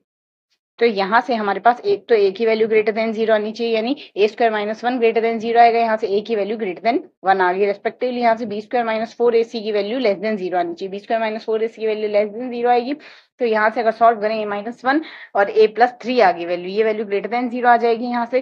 तो यहाँ से हमारे पास इसकी वैल्यू ग्रेटर देन 0 कहाँ आएगी, एक तो इसके लिए आ रही है और एक इसके लिए आ रही है। मतलब a की वैल्यू जब -3 से कम है और +1 से ज्यादा है, -3 से कम +1 से ज्यादा, हमारा यहाँ से फोर्थ ऑप्शन, इसके लिए फोर्थ ऑप्शन हमारा करेक्ट हो जाएगा। नेक्स्ट कहता है two student while solving the quadratic equation in x, one copied a constant term indirectly incorrectly and got the answer is 3 2, and another copy constant term coefficient x² correctly and got the roots -6 and 1, then the correct roots are. तो यहाँ से हमें कहा गया है, एक ने तो यहाँ से टर्म्स 3 और 2 लिख ली, जिसकी वजह से यहाँ से उसके क्या है, कांस्टेंट टर्म गलत आया। कांस्टेंट टर्म गलत आया है यहाँ से, तो यहाँ से मूलों का योग तो सही आएगा, सिर्फ कांस्टेंट टर्म ही तो गलत आया। लाइक मूल ax² + bx + c के केस में बराबर 0 के केस में हमारे पास कांस्टेंट टर्म इसने गलत लिखी है, तो बी वाली टर्म तो सही आएगी, मूलों का योग सही आएगा। 3 + 2 = 5 हमारे पास रूट तो बनेगा यहाँ से, एक तो ये है। और साथ ही हमारे पास इसके लिए क्या कहा है, और दूसरे ने यहाँ से x² के गुणांक को तो सही लिखा है, पर यहाँ से इसने कांस्टेंट टर्म तो सही लिखी है, x² के गुणांक को सही किया है, उसके बाद इसके रूट्स ही आ गए -6 और 1। तो x² के गुणांक को अगर इसने सही लिखा है तो इसके केस में रूट बनेंगे हमारे पास, मूलों का गुणांक सही बनेगा -6, तो मूलों का गुणा -6 होना चाहिए, योग यहाँ से 5 होना चाहिए। सेकंड ऑप्शन के लिए करेक्ट हो जाएगा 6 और -1। नेक्स्ट क्वेश्चन कहता है the coefficient of x⁵ 5 in the expansion of 1 + x⁻21 22 and then so on. तो यहाँ से अगर सॉल्व, तो यहाँ से हमारे पास ये वैल्यू दी गई है, तो इसको अगर हम सिंप्लीफाई करें 21 से 30 तक की है यहाँ से पावर आई हमारे पास, तो इसको सिंप्लीफाई करेंगे यहाँ से lowest power minus highest power upon 1 minus, यहाँ से हमारे पास फर्स्ट 1 - r आ गया। यहाँ से r की वैल्यू ये तो है, r की पावर यहाँ से गुणोत्तर श्रेणी के हम n पदों का योग जिस तरीके से करते हैं उसी तरीके से किया है, तो यहाँ से r की पावर n - r की पावर m अपॉन 1 - r आ गया। यहाँ से इसको सिंप्लीफाई कर लिया, सिंप्लीफाई करेंगे x की पावर 5 का कोफिशिएंट देखना है, तो यहाँ से हम देख रहे हैं x का भाग भी लग रहा है, तो x का अगर भाग लग रहा है मतलब x की पावर 6 का कोफिशिएंट देख लेते हैं, तो x की पावर 5 का आ जाएगा। इस टर्म में अंश में x की पावर 6 का कोफिशिएंट देख लेते हैं, x की 6 का कोफिशिएंट क्या आएगा, NCR, तो मतलब 21CR 21C6 minus 31C6 minus 21C6। Solve करेंगे, वैल्यू आ गई 88 68 20 17, तो तो 31 6 माइनस 21 C6 हमारा थर्ड ऑप्शन इसमें करेक्ट हो गया। नेक्स्ट क्वेश्चन कहता है 1 प्लस एक्स की होल पावर n, यहाँ से C0 plus C1 x plus C2 x square and so on Cn x की पावर n, देन यहाँ से हमें इसकी वैल्यू बतानी है। तो यहाँ से हम क्या करेंगे, इसके केस में हम n की वैल्यू अगर 0 ही ले ले, n की वैल्यू 0 ले लें, LHS में आएगा हमारे पास 1 और यहाँ से 0 C0 यानी 1 आ गया, 1 बराबर 1 हमारे पास आ जाएगा।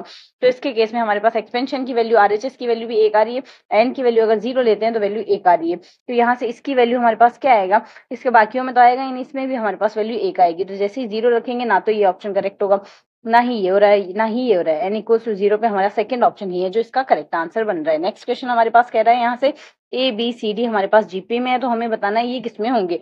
तो ABCD अगर हमें यहाँ से जीपी में दिए गए हैं, तो अगर यहाँ से ABCD जीपी में दिए गए हैं तो जीपी में हम टर्म ले लेते हैं 1 2 4 8, 1 2 4 8 जीपी में हो गए तो A cube plus B cube हमारे पास 9 आएगा और B cube plus C cube हमारे पास 8 प्लस 64 72 आएगा और C cube plus D cube हमारे पास 576 आएगा। एज वी कैन सी यहाँ से ये टर्म हमारे पास जीपी में, तो इनका इनवर्स भी हमारे पास जीपी में आएगा, तो काउंटर ये वैल्यू आ जाएगी हमारे पास यहाँ से जीपी में। नेक्स्ट क्वेश्चन कहता है if between two real numbers A1 and A2 AM G1 and G2 are GM and H1 H2 HM है, तो हमारे पास A1 plus A2 upon H1 plus H2 की वैल्यू फाइंड आउट करनी है। तो यहाँ से हम डायरेक्टली दो संख्याएं 1 और 2 ले लेते हैं। इनका AM तो आएगा राशियों का योग बटे राशियों की संख्या यानी 3/2, GM आएगा √2 और HM आएगा यहाँ से 2 into AB plus upon A plus B आएगा, 2 into AB upon A plus B आएगा। सॉल्व करेंगे यहाँ से 4/3 आ गया। तो AM GM HM H1 H2 A1 A2 G1 G2 दोनों ही बराबर, सारे बराबर लिए। तो क्वेश्चन के अकॉर्डिंग देखिए हमारे पास A अपॉन H की वैल्यू 9/8 आएगी, G1 G2 upon H1 H2 की वैल्यू 9/8 आएगी। काउंटर एग्जाम्पल से फर्स्ट ऑप्शन करेक्ट हो, यहाँ से हमारा फर्स्ट ऑप्शन इसके लिए correct answer.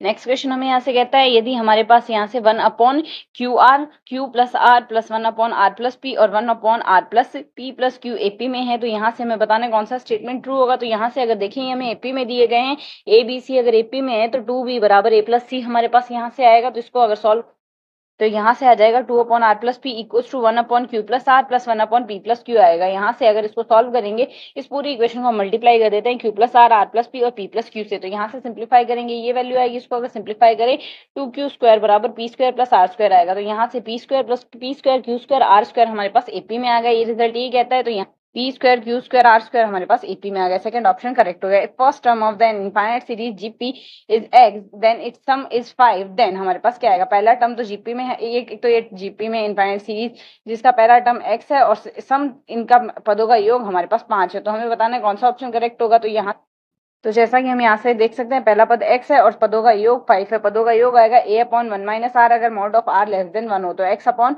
1 minus r equals to 5 आ जाएगा। सिंप्लीफाई करते हैं तो x into 5 x equals to 5 into 1 minus r आएगा। 5r की वैल्यू 5 माइनस x होगी, r की वैल्यू हमारे पास 1 माइनस x अपॉन 5 आ गया। Mod of r less than 1 है तो 1 माइनस x अपॉन 5 का मॉड हमारे पास लेस देन 1 आएगा। ये लेस देन 1 आने का मतलब x अपॉन 5 ग्रेटर देन 0 आएगा, मतलब x ग्रेटर देन 0 आ गया। और ये हमारे पास बिटवीन -1 टू +1 ही आएगा क्योंकि मॉड वैल्यू दी गई है। तो यहाँ से -1 से बड़ा अगर लेंगे तो 2 less than 2 greater than x upon 5 आएगा, x की वैल्यू लेस देन 10 आ गई। तो 0 से 10 के बीच में आ गई वैल्यू, 0 से 10 के बीच में, 0 से 10 के बीच में हमारा थर्ड ऑप्शन इसके लिए करेक्ट हो गया। नेक्स्ट कहते हैं on the side of BC CA and AB of the triangle ABC there are 3 4 5 interior points are respectively, then the number of triangle formed by these point taking as vertices is equals to, हमारे पास इसके लिए अगर देखें तो पहली line पे हमारे पास 3 पॉइंट है, दूसरी लाइन पे 4 पॉइंट और तीसरी लाइन पे 5 पॉइंट है। हमें ट्राइंगल बनाने हैं तो कितने ट्राइंगल बन सकते हैं, तो ट्राइंगल इस तरीके से लेंगे।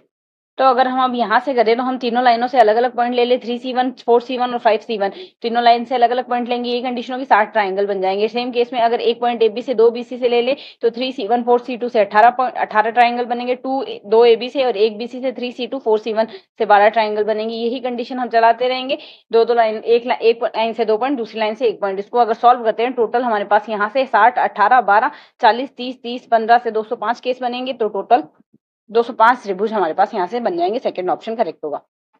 नेक्स्ट क्वेश्चन कहता है number of the integer with 7 digit the sum of whose digit are 10 which of the following can be formed by 1 2 3, मतलब 1 2 3 संख्याओं से बनाना है, 7 अंकों की संख्या बनानी है, उनका योग हमारे पास 10 होना चाहिए। तो कितने अंक बन सकते हैं, तो यहाँ से तो यहाँ से हम ये कर सकते हैं 5 स्थानों पर एक एक रख सकते हैं। एक एक एक मतलब टोटल 7 अंकों की संख्या बनानी है जिसके अंकों का योग 10 होना चाहिए।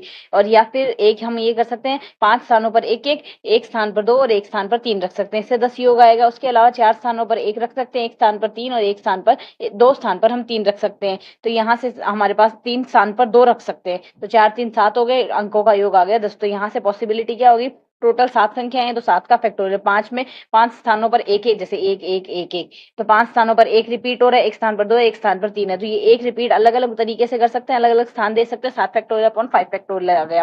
रिस्पेक्टिवली इसको अगर करेंगे तो 4 स्थानों पर तो हम एक एक कर लेते हैं, बाकी बचे हुए 3 स्थानों पर 2 2 कर लेते हैं। तो यहाँ से इनको 4 को हम इंटरचेंज कर देते हैं, बट्टे में 4 का फैक्टोरियल आएगा 7 के, और यहाँ से 3 का फैक्टोरियल आएगा क्योंकि 2 का भी 3 बार रिपीटेशन हुआ है। सॉल्व करेंगे 42 और 35, टोटल 77 आ गई वैल्यू, तो यहाँ से इसका आंसर बनेगा टोटल 77।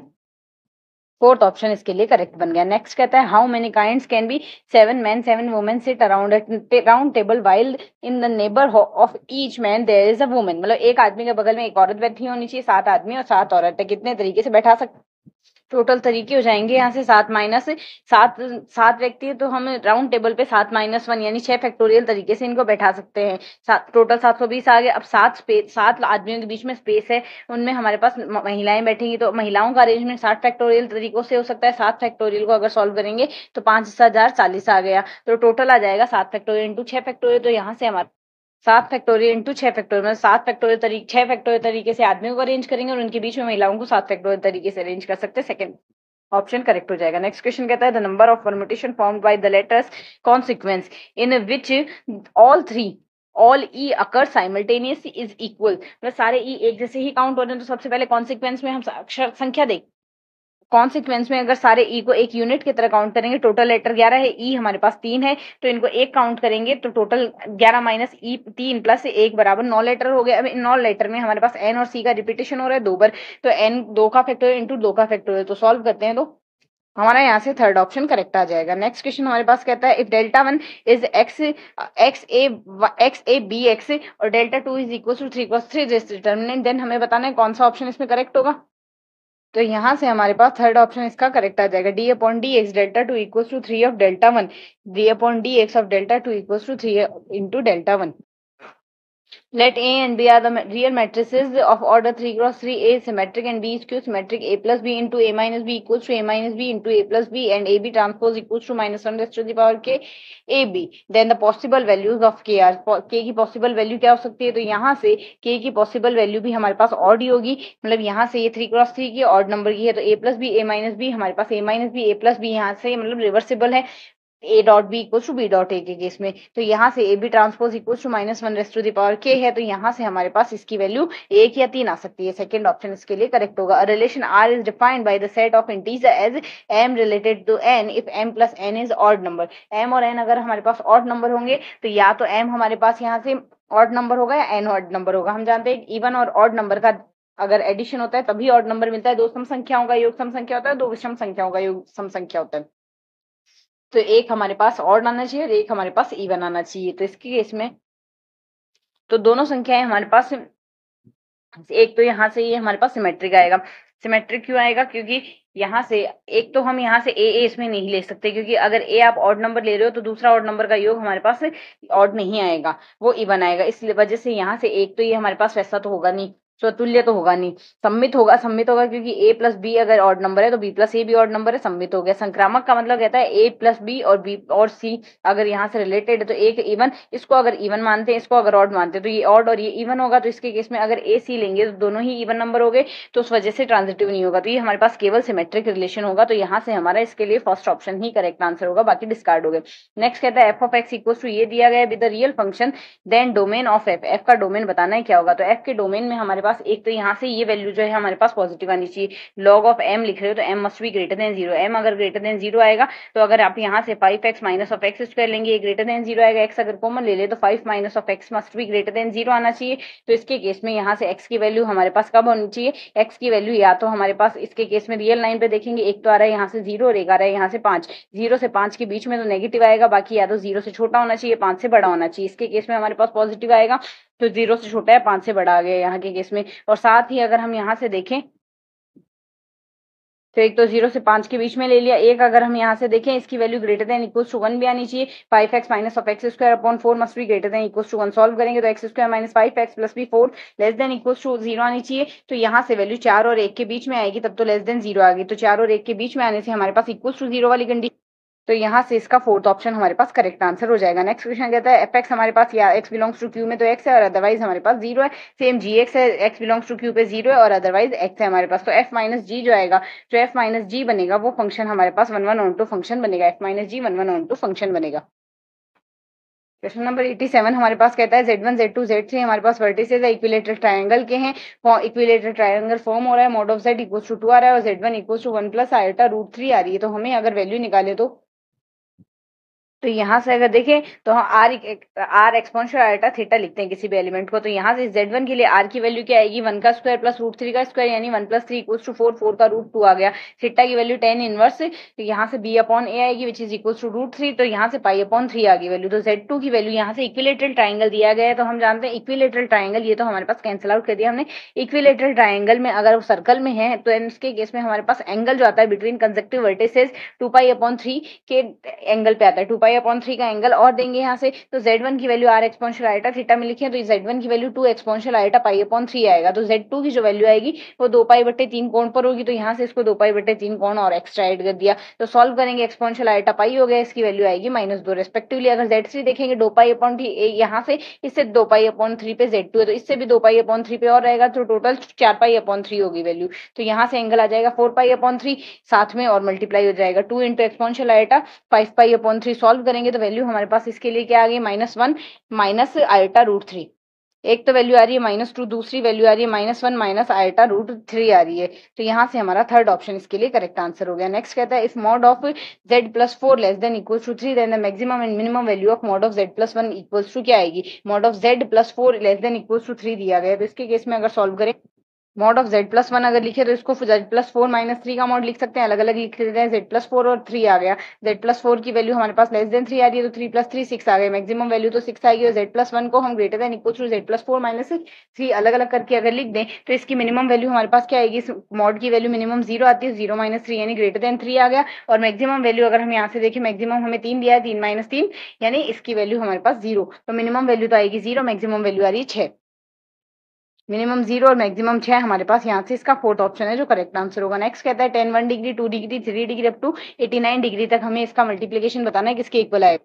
तो अगर यहाँ से देखें tan 1 से 89 तक दिया हुआ है, tan 1 tan 2 tan 3 सोन 45 तक लिख देते हैं। 45 के आगे को 90 माइनस थीटा सॉल्व करके लिखेंगे, यानी 46 को लिख सकते हैं 90 माइनस 44, तो 10 90 माइनस 44 लिख दिया। इसी तरीके से हम चलाते जाएंगे तो लास्ट 10 89 लिखा जाएगा, 10 90 माइनस 1 आ गया। अब हम जानते हैं 10 90 माइनस थीटा कोट थीटा होगा तो ये कोट 44 लिखा जाएगा, तो कोट 44 10 44 से कैंसिल आउट होगा और यहाँ से जैसे 10 1 कोट 1 से कैंसिल आउट हो गया, इस तरीके से कैंसिल आउट हो जाएंगे। तो लास्ट में सिर्फ 10 45 बचेगा, 10 45 का मान होता है हमारे पास एक।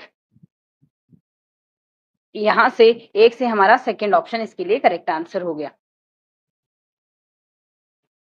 क्वेश्चन नंबर है 90 for x belongs to 0 to pi the equation sin x to sin 2x और sin minus of sin 3x equals to 3 है। इसमें हमें नंबर ऑफ सॉल्यूशन बताने हैं, तो यहाँ से इस इक्वेशन को हम सिंपलीफाई करके ये लिख सकते हैं, sin 2x लिखा जा सकता है 2 sin x cos x और sin 3x लिखा जा सकता है 3 sin x minus of 4 sine cube x. तो वैल्यू सब्सटीट्यूट कर दी, पूरे में से साइन एक्स कॉमन ले लिया। आगे अगर सिंपलीफाई करते हैं तो इसको हम ये लिख सकते हैं, ये बन रहा है हमारे पास 2 cos x माइनस 1 का होल स्क्वायर माइनस में और साथ में 3 आ रहा है। तो हम अगर सॉल्व करें इसे, हम जानते हैं हमारे पास बनेगा यहाँ से 3 cosec x। अब यहाँ से आर एच और ये जो साइन एक्स था 3 अपॉन को साइन एक्स आएगा, तो 3 cosec x में यहाँ से क्रॉस मल्टीप्लाई होके ये बन जाएगा। तो हम जानते हैं अगर LHS की बात करें तो ये वैल्यू पॉजिटिव है, बट स्टिल यहाँ से जो LHS है वो हमारे पास यहाँ से 3 से बड़ा आ रहा है। LHS 3 से बड़ा आएगा क्योंकि यहाँ से cos x की मैक्सिमम वैल्यू 1 हो सकती है, मिनिमम वैल्यू -1 हो सकती है। तो यहाँ से इसकी वैल्यू हमारे पास 3 से बड़ी आएगी और RHS की वैल्यू हमारे पास यहाँ से सॉरी LHS की वैल्यू 3 से छोटी आ रही है। LHS की वैल्यू 3 से छोटी आएगी, यहाँ से हमारे पास 3 से माइनस में हो रही है ना ये वैल्यू, तो इसकी मैक्सिमम वैल्यू मान लीजिए 2 है, तो 2 माइनस 1 का स्क्वायर यानी 1 ही आएगा। और यहाँ से अगर माइनस लेंगे तो माइनस ऑफ 3 का स्क्वायर, तो माइनस ऑफ 3 का स्क्वायर करेंगे 2 माइनस 1 माइनस 3 का स्क्वायर होगा। तो यहाँ से ओवरऑल वैल्यू 3 से छोटी आएगी और RHS में वैल्यू जो आ रही है वो 3 से बड़ी आएगी। तो यहाँ से LHS और RHS का कोई मिलान नहीं हो रहा, तो नो सॉल्यूशन बनेगा इसका। यहाँ से नो सॉल्यूशन इसके लिए करेक्ट आ जाएगा। नेक्स्ट कहता है a plus B plus C equals to pi equals to a plus cos two b plus cos two c equals to value क्या है।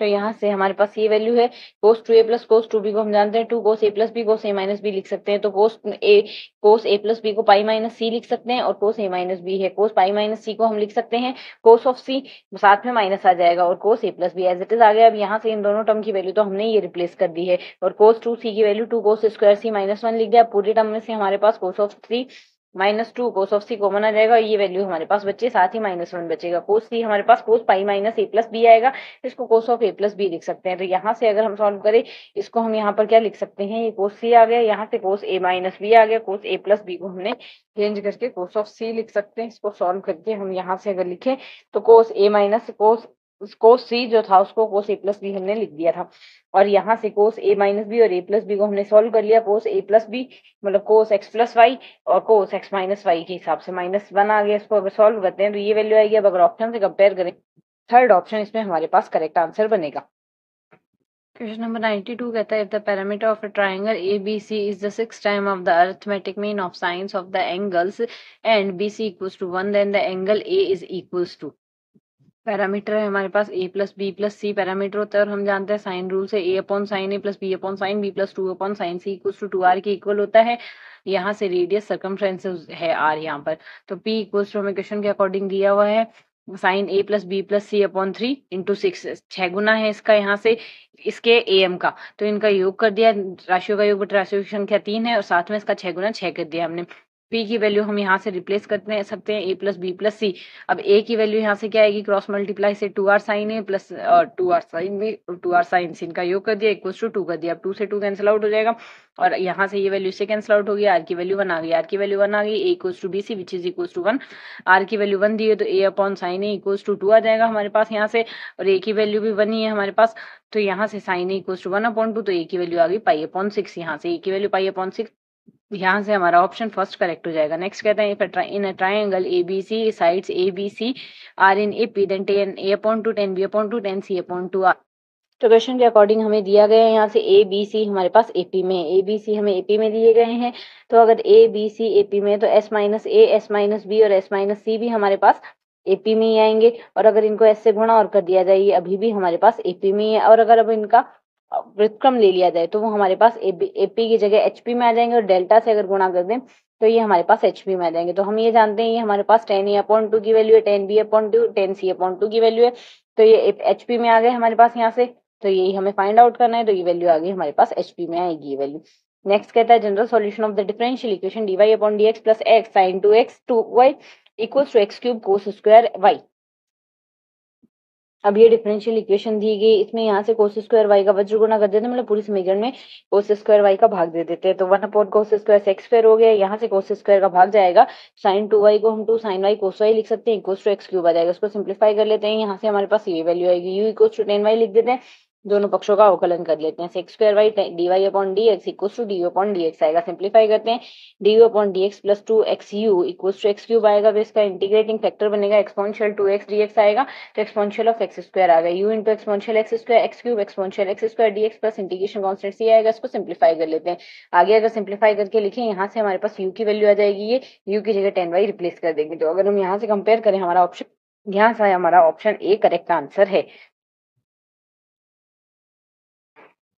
The singular solution of the differential equation y equals to px plus a square root of 1 plus p square where p is dy upon dx, यानी यहाँ से हमें इसके लिए singular solution बताना है। तो अगर सॉल्व तो यहाँ से सबसे पहले तो हम इसका पक्षांतरण कर लेते हैं, फिर दोनों पक्षों का होल स्क्वायर कर लेते हैं, होल स्क्वायर करके पी स्क्वायर में पी में हम यहाँ से एक द्विघात समीकरण बना लेते हैं, द्विघात समीकरण का हल b square minus 4ac equals to 0 आएगा, तो यहाँ से अगर हम सॉल्व करें तो x square plus y square equals to a square आएगा, यहाँ से हमारे पास यहाँ से हमारा थर्ड ऑप्शन इसके लिए करेक्ट आंसर हो जाएगा। नेक्स्ट कहता है particular integral of the differential equation, differential equation के लिए पर्टिकुलर इंटीग्रल निकालना है, तो अगर हम सॉल्व कर पर्टिकुलर इंटीग्रल निकालने के लिए हम यहाँ से एक्सपोनेंशियल 2x को सिंप्लीफाई करेंगे, d को d प्लस 2 में रिप्लेस कर देंगे पूरे डेनोमिनेटर में, इसको सॉल्व करेंगे d square plus 7d plus 12 आ गया, साइन ऑफ x आ गया, यहाँ से हम जानते हैं इसको हमने इस तरीके से सॉल्व किया है। अब यहाँ से d स्क्वायर की जगह हम -1 स्क्वायर रखेंगे यानी -1 रखेंगे तो -7d + 11 sin x आ गया। अब यहाँ से इसके हर का परिमेयकरण करेंगे 7d - 11 अपॉन 49d² - 121 d² की जगह -1 रखेंगे।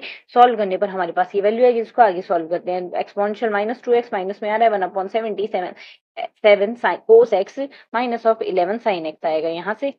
यहाँ से हमारा सेकंड ऑप्शन इसके लिए करेक्ट आंसर है। नेक्स्ट क्वेश्चन कहता है the solution of the differential equation dx upon z into x plus y equals to dy upon z x minus y और dz upon x square plus minus of y square. तो अब अगर option से compare करें, हमारे पास x square minus y square minus में है, ये भी माइनस में और एक ये है, इस तरीके से वैल्यू। तो अब अगर हम यहाँ से देखें, इसको सिंप्लीफाई करें, अगर हम अंश को x dx कर दें और माइनस ऑफ वाई dy और माइनस ऑफ z dz कर दें, तो उसके केस में हमारे पास वैल्यू 0 आ जाएगी, क्योंकि इसको x से करेंगे तो ये आएगा एक्स स्क्वायर जेड और प्लस एक्स वाई जेड आ गया, और साथ ही इसको माइनस से कर रहे हैं तो माइनस में एक्स वाई जेड आ रहा है और माइनस माइनस हो जाएगा प्लस वाई स्क्वायर जेड आ रहा है। इसको भी माइनस से कर रहे हैं तो minus of x square z और minus of y square z. As we can see ये इससे कैंसिल आउट हो जाएगा, ये आपस में कैंसिल आउट, ये दोनों कैंसिल आउट, वैल्यू आ गई 0। ये सिंप्लीफाई करने पर बनेगा x square minus y square minus of z square. तो अब अगर हम यहाँ से कंपेयर करें तो हमारे पास यहाँ से कौन सा ऑप्शन करेक्ट रहेगा? एक तो ये पहला ऑप्शन डिस्कार्ड हो गया और एक हमारे पास यहाँ से ये तीसरा ऑप्शन डिस्कार्ड हो गया। इन दो ऑप्शन में से बचा है। अब इन दो ऑप्शन में से अगर हम सिंप्लीफाई करें, इन दो ऑप्शन में सिंप्लीफाई करने के लिए किसी भी एक को पकड़ लेते हैं, y d x plus x d y minus of z d z equal to 0। Simplify करते हैं, वैल्यू आ गई 0। तो इसको करेंगे डी ऑफ एक्स वाई लिखा जा सकता है, ये minus of 1/2 d of z square लिखा जा सकता है इक्वल टू 0। तो x y minus of half z square equal to c आ रहा है हमारे पास। यहाँ से दो को सिंप्लीफाई कर ले, 2xy minus Z square C2 आ गया। तो ऑप्शन से कंपेयर, यहाँ से हमारा कौन सा ऑप्शन, फोर्थ ऑप्शन इस पे हमारे पास करेक्ट होगा। The complementary function of the differential equation, इस डिफरेंशियल इक्वेशन के लिए हमें कॉम्प्लीमेंट्री फंक्शन बताना है, तो इसके लिए कॉम्प्लीमेंट्री फंक्शन अगर बताएं तो हमारे पास बनेगा यहाँ से। तो अब अगर हम यहाँ से कंपेयर करें dy अपॉन dx के गुणांक को हम p मान लें, तो 1 माइनस पी प्लस क्यू करने से हमारे पास यहाँ से वैल्यू 0 आएगी, क्योंकि 1 माइनस पी करेंगे तो 1 माइनस में ये टर्म आएगी, 1 से 1 कैंसिल आउट हो जाएगा, कोटेक्स प्लस में आ गया और ये कोटेक्स माइनस का ही कैंसिल आउट होगी, वैल्यू आ गई 0। इसके केस में हमारे पास एक्सपोनेंशियल माइनस एक्स, इसके लिए ये बनेगा हमारे पास यहाँ से कॉम्प्लीट, एक तो u की वैल्यू, एक सॉल्यूशन तो ये बनेगा। तो एक्सपोनेंशियल माइनस एक्स जो भी ऑप्शन है वो करेक्ट होगा, बाकी वाले डिस्कार्ड हो जाएंगे। तो ये एक तो ये डिस्कार्ड हो गया और एक हमारे पास यहाँ से फोर्थ ऑप्शन डिस्कार्ड हो गया। अब साइन एक्स और कोस एक्स वाला हमें टेस्ट करना है, तो अगर हम यहाँ से देखें, इसका दो बार अवकलन कर दे, किसी भी एक को फंक्शन को ले लेते हैं, यहाँ से फर्स्ट वाले फंक्शन को ही ले लेते हैं, ये साइन एक्स वाले को, sine x plus cos x, इसका डिफरेंशिएशन करेंगे। एक बार करेंगे तो cos x minus of sine x आएगा, दूसरी बार करेंगे minus of sine x minus of cos x आएगा। अगर ये सॉल्यूशन है तो माइनस साइन माइनस कोस आ गया यहाँ से। सेम केस में अब इसमें वैल्यू रखने हैं तो 1 माइनस कोट कर दें, तो 1 माइनस कोट हमारे पास कोस अपॉन साइन लिखा जाएगा, तो ये तो आ गया कोस अपॉन साइन। और साथ ही यहाँ से बाहर हमारे पास क्या आएगा, ये आएगा हमारे पास, यहाँ से इसकी वैल्यू हमने क्या निकाली, एक तो कोस आई थी अवकलन करने पर और एक आया माइनस में साइन, ये वैल्यू आ गई। माइनस ऑफ वाई की वैल्यू हमारे पास ये है, माइनस ऑफ वाई की वैल्यू है sine into sine plus cos है हमारे पास, और साथ ही हम कोस कोट की वैल्यू रख रहे हैं तो कोस अपॉन साइन आ जाएगा। इक्वल्स हमें चेक करना है साइन स्क्वायर आएगा या नहीं आएगा। तो जैसा कि हम यहाँ से देख रहे हैं, एक वैल्यू तो यहाँ से हमारे पास ये माइनस में है, इसको सिंप्लीफाई कर लेते हैं, इसको सिंप्लीफाई करेंगे तो वैल्यू ओवरऑल क्या है। तो यहाँ से अगर सिंप्लीफाई करते हैं साइन माइनस कोस और कोस माइनस साइन, तो माइनस हमारे पास यहाँ से इसमें क्या आएगा, बाहर आ जाएगा, तो ये हमारे पास बन जाएगा माइनस ऑफ साइन और माइनस कोस का, इसको देख। तो यहाँ से अगर मल्टीप्लाई करते हैं, लघुत्तम ले लेंगे तो ये साइन से गुणा हो जाएगा, तो ये minus of sine square x minus sine x cos x आ जाएगा, और ये बनेगा sine x minus cos x का होल स्क्वायर, और माइनस ऑफ यहाँ से और सॉल्व करेंगे तो यहाँ से आएगा हमारे पास साइन एक्स कोस एक्स और minus of cos square x, सारा कैंसिल आउट हो गया, बचा के हमारे पास माइनस 2 वैल्यू आ रही है, ना कि साइन स्क्वायर एक्स। तो इससे हम ये कंक्लूजन निकाल सकते हैं, ये प्लस वाली टर्म तो इसका एक सोल्यूशन नहीं होगा, सीधा सामने ये करना है, वाई की जगह ये वैल्यू उठा के सब्सटीट्यूट करनी है, ये तो सोल्यूशन है नहीं। तो बच्चा वो हमारा जो थर्ड ऑप्शन है वो हमारे पास यहाँ से इसका सोल्यूशन आ जाएगा, थर्ड ऑप्शन इसका एक सॉल्यूशन है। The resultant of two forces P and QR is R. Q is doubled and R is doubled, while Q is reversed and R is again doubled. Then the ratio of P, Q and R is equals to, तो हम जानते हैं यहाँ से r square equal to p square plus q square plus 2pq cos theta आता है। तो यहाँ से हमें कहा गया क्यू को डबल कर दिया गया है, आर दुगुना हो गया है, आर की जगह 2r आती है और क्यू की जगह 2q आती है, ये वैल्यू आएगी रिस्पेक्टिवली। हमारे पास अगर क्यू की डायरेक्शन बदल दी जाए तो भी वो दुगुना हो जाएगा, क्योंकि डायरेक्शन बदलते माइनस क्यू आएगा यहाँ से, और ये आर भी दुगुना हो गया। तो यहाँ से अगर देखें 2 - 3 समीकरण करेंगे तो यहाँ से ये वैल्यू आएगी, 2 - 3 से हमारे पास क्यू की वैल्यू आ गई minus of 2p cos theta. अब अगर ये वैल्यू हम रिप्लेस कर दे तो 4r² equal to p square plus 4q square plus 4/2 minus of q square आएगा। वैल्यू सिंप्लीफाई करते हैं, p square plus 2q square आ गई। वैल्यू सिंप्लीफाई करने से हमारे पास यहाँ से ये वैल्यू आएगी, जिसको अगर आगे सिंप्लीफाई करें तो are square equal to p square आएगा और 2q square equal to 3p square आएगा। P ratio q ratio r हमने सारी वैल्यू पी पे डिपेंड करा दी, पी की जगह 1 लिख दिया, क्यू की जगह हमने √3/2 आएगा यहाँ से, और आर की पी इक्वल टू आर आ रहा है इसलिए 1 आ गया। सिंप्लीफाई करेंगे √2 √3 और √2 आ रहा है, 2 3 2 से हमारा फर्स्ट ऑप्शन इसके लिए करेक्ट हो गया। नेक्स्ट क्वेश्चन कहता है 3 like parallel forces P Q R act at the angular points of the triangle A B C if the resultant passes through the centroid। अगर सेंट्रॉइड से पास हो रहा है तो कौन सा ऑप्शन करेक्ट हो? इसमें हमारे पास third option P equals to Q equals to R आ जाएगा। A particle moves with the uniform velocity 4 metre पर second from a point O after 2 seconds after 2 seconds a second particle start moving from the same point O in the same direction with the velocity 5 meter per second 3 meter per second acceleration when and where does the second particle meets the first। वेग बराबर दूरी बटे समय होता है, दूरी बराबर वेग गुणा समय होगा। d1 इक्वल्स टू 4t आ जाएगा, 4 सेकंड हमें दिया गया, और d2 इक्वल्स टू हमारे पास आएगा 5t-2 हाफ ऑफ 3 इंटू, यहाँ से हमने वैल्यू पूरी रख दी है फॉर्मूले से। हमने तो हमारे पास फॉर्मूला होता है यहाँ से ut plus half at square, उससे हमने वैल्यू रख दी, a की वैल्यू t की वैल्यू और यहाँ से ut की वैल्यू। तो अगर हम सॉल्व करते हैं यहाँ से दोनों इक्वेशंस को सिंप्लीफाई कर लेते हैं, सिंप्लीफाई करके हमारे पास यहाँ से d1 इक्वल्स टू दूरी सेम ही दूरी तय कर रहे हैं, सिंप्लीफाई करने से ये वैल्यू आएगी, जैसे t की वैल्यू -2/3 आएगी या फिर t की वैल्यू 4 आएगी। यहाँ से ये डिफरेंस दो घात की द्विघात समीकरण बनने से, तो d की वैल्यू आ गई 16 metre, t equal to 4 second पे 16 मीटर होगा, तो ऑप्शन ए हमारे पास इसके लिए करेक्ट आंसर बन जाएगा। A body of 10 kg falls down from 10 meter height and comes to the rest after entering 1 meter into the sand. The average resisting force of the sand to the body is। We know that potential energy हमारे पास होगी mgh, तो mgh की value हमने रख दी 980 joule आ गया। d equals to h प्लस डी दिया गया है, तो 1 मीटर की दूरी से 10 + 1 11 हो जाएगा, तो फोर्स फॉर रेजिस्टिंग आ जाएगा हमारे पास यहाँ से हमारे पास 10 इंटू 9.8 इंटू 10 आ जाएगा, क्योंकि पहले हमारे पास m की वैल्यू 10 थी, m की वैल्यू 10 है, d की वैल्यू 11 है और g की वैल्यू 9.8 है। सॉल्व करेंगे 110 केजी वाट और केजी वाट को न्यूटन में बदलना है, 1 केजी वाट हमारे पास क्या होता है 9.8 न्यूटन, तो यहाँ से 9.8 न्यूटन के हिसाब से हमारे पास 10 गुना 11 110 केजी वाट यहाँ से वैल्यू बन गई।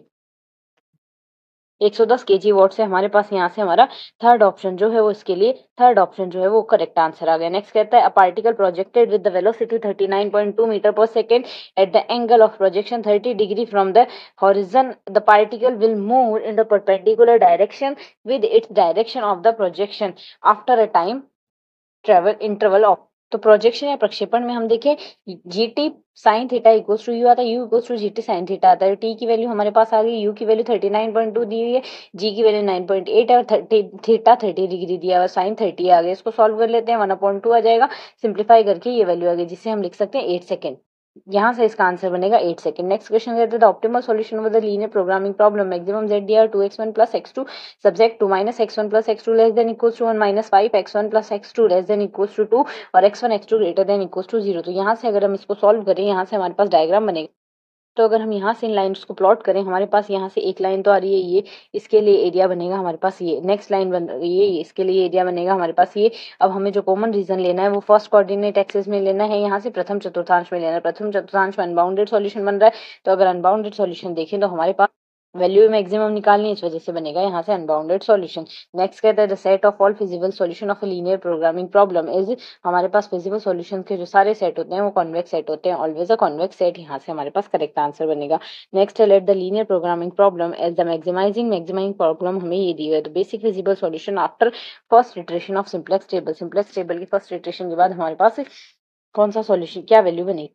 तो अगर इसको टेबल में प्लॉट करेंगे तो यहाँ से हमारे पास ZJ माइनस CJ निकलेगा, ZJ माइनस CJ में -5 वैल्यू आएगी, ये वाला एंटर करेगा और निकलेगा हमारे पास कौन 6/4, यानी यहाँ से आएगा हमारे पास 3/2 और नेक्स्ट आएगा ये 2/3, 2/3 और 3/2 में हमारे पास कौन सी वैल्यू छोटी, 2/3 वाली वैल्यू छोटी है, निकल जाएगा हमारे पास। एक तो एक्सपोर्ट टेबल में रहेगा, x3 बाहर निकल चुका है, x3 की जगह आ चुका है x2, x3 निकल चुका है, x2 आ चुका है, x1 और x3 की वैल्यू तो 0, x2 की वैल्यू 3/2 आएगी, यहाँ से सॉरी 2/3 आएगी, तो यहाँ से फोर्थ ऑप्शन हमारे पास करेक्ट।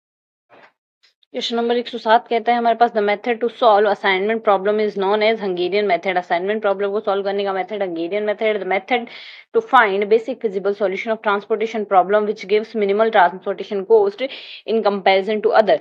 जो वो मेथड होगा हमारे पास वोगल अप्रोक्सीमेशन मेथड। में तीन मेथड में से हमारे पास Vogel approximation method minimum cost provide करता है। नेक्स्ट कहता है fx1 fx2 fx3 and are values of fx near to the maximum and minimum point at x bar, then which of the following, then which the help of divided difference formula value of x bar given। x bar की value हमारे पास किससे दी जाएगी, ये दी जाएगी x bar equals to x1 plus x2 upon 2 minus of f of x1 comma f x2 upon 2 into f of x1 x2 x3 आएगा यहाँ से। Next कहता है the error in the least in calculating the value of integral using the rule Wedel rule here। The solution of the differential equation की अगर हम बात करें तो वो बनेगा यहाँ से इक्वेशन दी गई ux plus 2 minus 7 of ux plus 1 plus of 10 ux equals to 12 into ux by 4 raised to the power x। इसका सॉल्यूशन बताना है तो इस फॉर्मेट में लिखे ये बनेगा हमारे पास एम स्क्वायर, यहाँ से लिखा जा सकता है हमारे पास एम स्क्वायर बन जाएगा ये minus of 7m plus of 10 equals to आ जाएगा एक CF के लिए तो हमारे पास 0 आएगा। तो इसके रूट बनेंगे हमारे पास, इसके रूट क्या बन सकते हैं जिन्हें जोड़ने घटाने पर 7 है गुणा करने पर 10 आए। तो यहाँ से हमारे पास 5 और 2 है तो -5 और -5 और m-2 यहाँ से मैच हो जाएगा इक्वल्स टू 0 आ रहा है। तो एक रूट तो 5 आ रहा है, एक रूट 2 आ रहा है, तो 5 की पावर x 2 की पावर x, तो 5 की पावर x और 2 की पावर x से एक तो थर्ड ऑप्शन डिस्कार्ड हो गया, बाकी के ऑप्शन बचे हुए। यहाँ हमें मैच करना है, इसे मैच करने के लिए यहाँ से आ रहे जिसमें 12 इंटू 4 की पावर x है, तो 12 इंटू 4 की पावर x को अगर सॉल्व करें 12 की जगह हम यहाँ से कंपेयर करते हैं तो हमारे पास वैल्यू 6 या -6 बनेगी। तो इसके केस में अगर हम इसका सॉल्यूशन मान ले a ऑफ a इंटू 4 की पावर x, तो ये सॉल्यूशन इसको सेटिस्फाई करेगा। तो यहाँ से आएगा a इंटू 4 की पावर x प्लस 2 आ जाएगा माइनस ऑफ 7 गुणा a गुणा 4 की पावर x प्लस 1 आ गया और प्लस में 10 आ जाएगा हमारे पास, यहाँ से ये आएगा 10 गुणा a गुणा 4 की पावर x। तो यहाँ से अगर कंपेयर करें 4 की पावर x तो दोनों साइड में सिंप्लीफाई हो जाएगा यहाँ से, तो इसको हमारे पास वैल्यू बचेगी a गुणा 4 की पावर 2 आएगा यानी 16a आ गया एक। तो नेक्स्ट बनेगा यहाँ से माइनस का 7 चौक 28 a आएगा यहाँ से, और यहाँ से बनेगा हमारे पास प्लस का 10a बराबर में आ रही है हमारे पास यहाँ से वैल्यू। इसके लिए अगर वैल्यू हमने a लिखी है a इंटू 4 की पावर x, तो a इंटू 4 की पावर x बनेगा यानी a बनेगा। कंपैरिजन से हमारे पास ये वैल्यू आ गई, 4 की पावर x के गुणांक हमने कंपेयर कर लिए। सॉल्व कर लेते हैं, 16 और 10 हमारे पास 26 होगा, 26 माइनस 28 करेंगे तो माइनस का 2a आ रहा है, माइनस का 2a इस बराबर a आ रहा है। तो पक्षांतरित करके अगर सॉल्व करें तो हमारे पास वैल्यू क्या आ जाएगी इसके लिए, सॉरी RHS में वैल्यू 12 है तो 12 आएगी यहाँ से कंपैरिजन से, तो 12 आ गई तो a की वैल्यू आएगी -6, तो -6 4 की पावर x इसका एक सॉल्यूशन बनेगा। तो -6 से हमारा पास कौन सा ऑप्शन करेक्ट हो गया, यहाँ से अगर कंपेयर करते हैं तो -6 4 की पावर x, तो यहाँ से ये वाला ऑप्शन इसमें मैच हो जाएगा, फोर्थ ऑप्शन इसके लिए करेक्ट आंसर हो गया।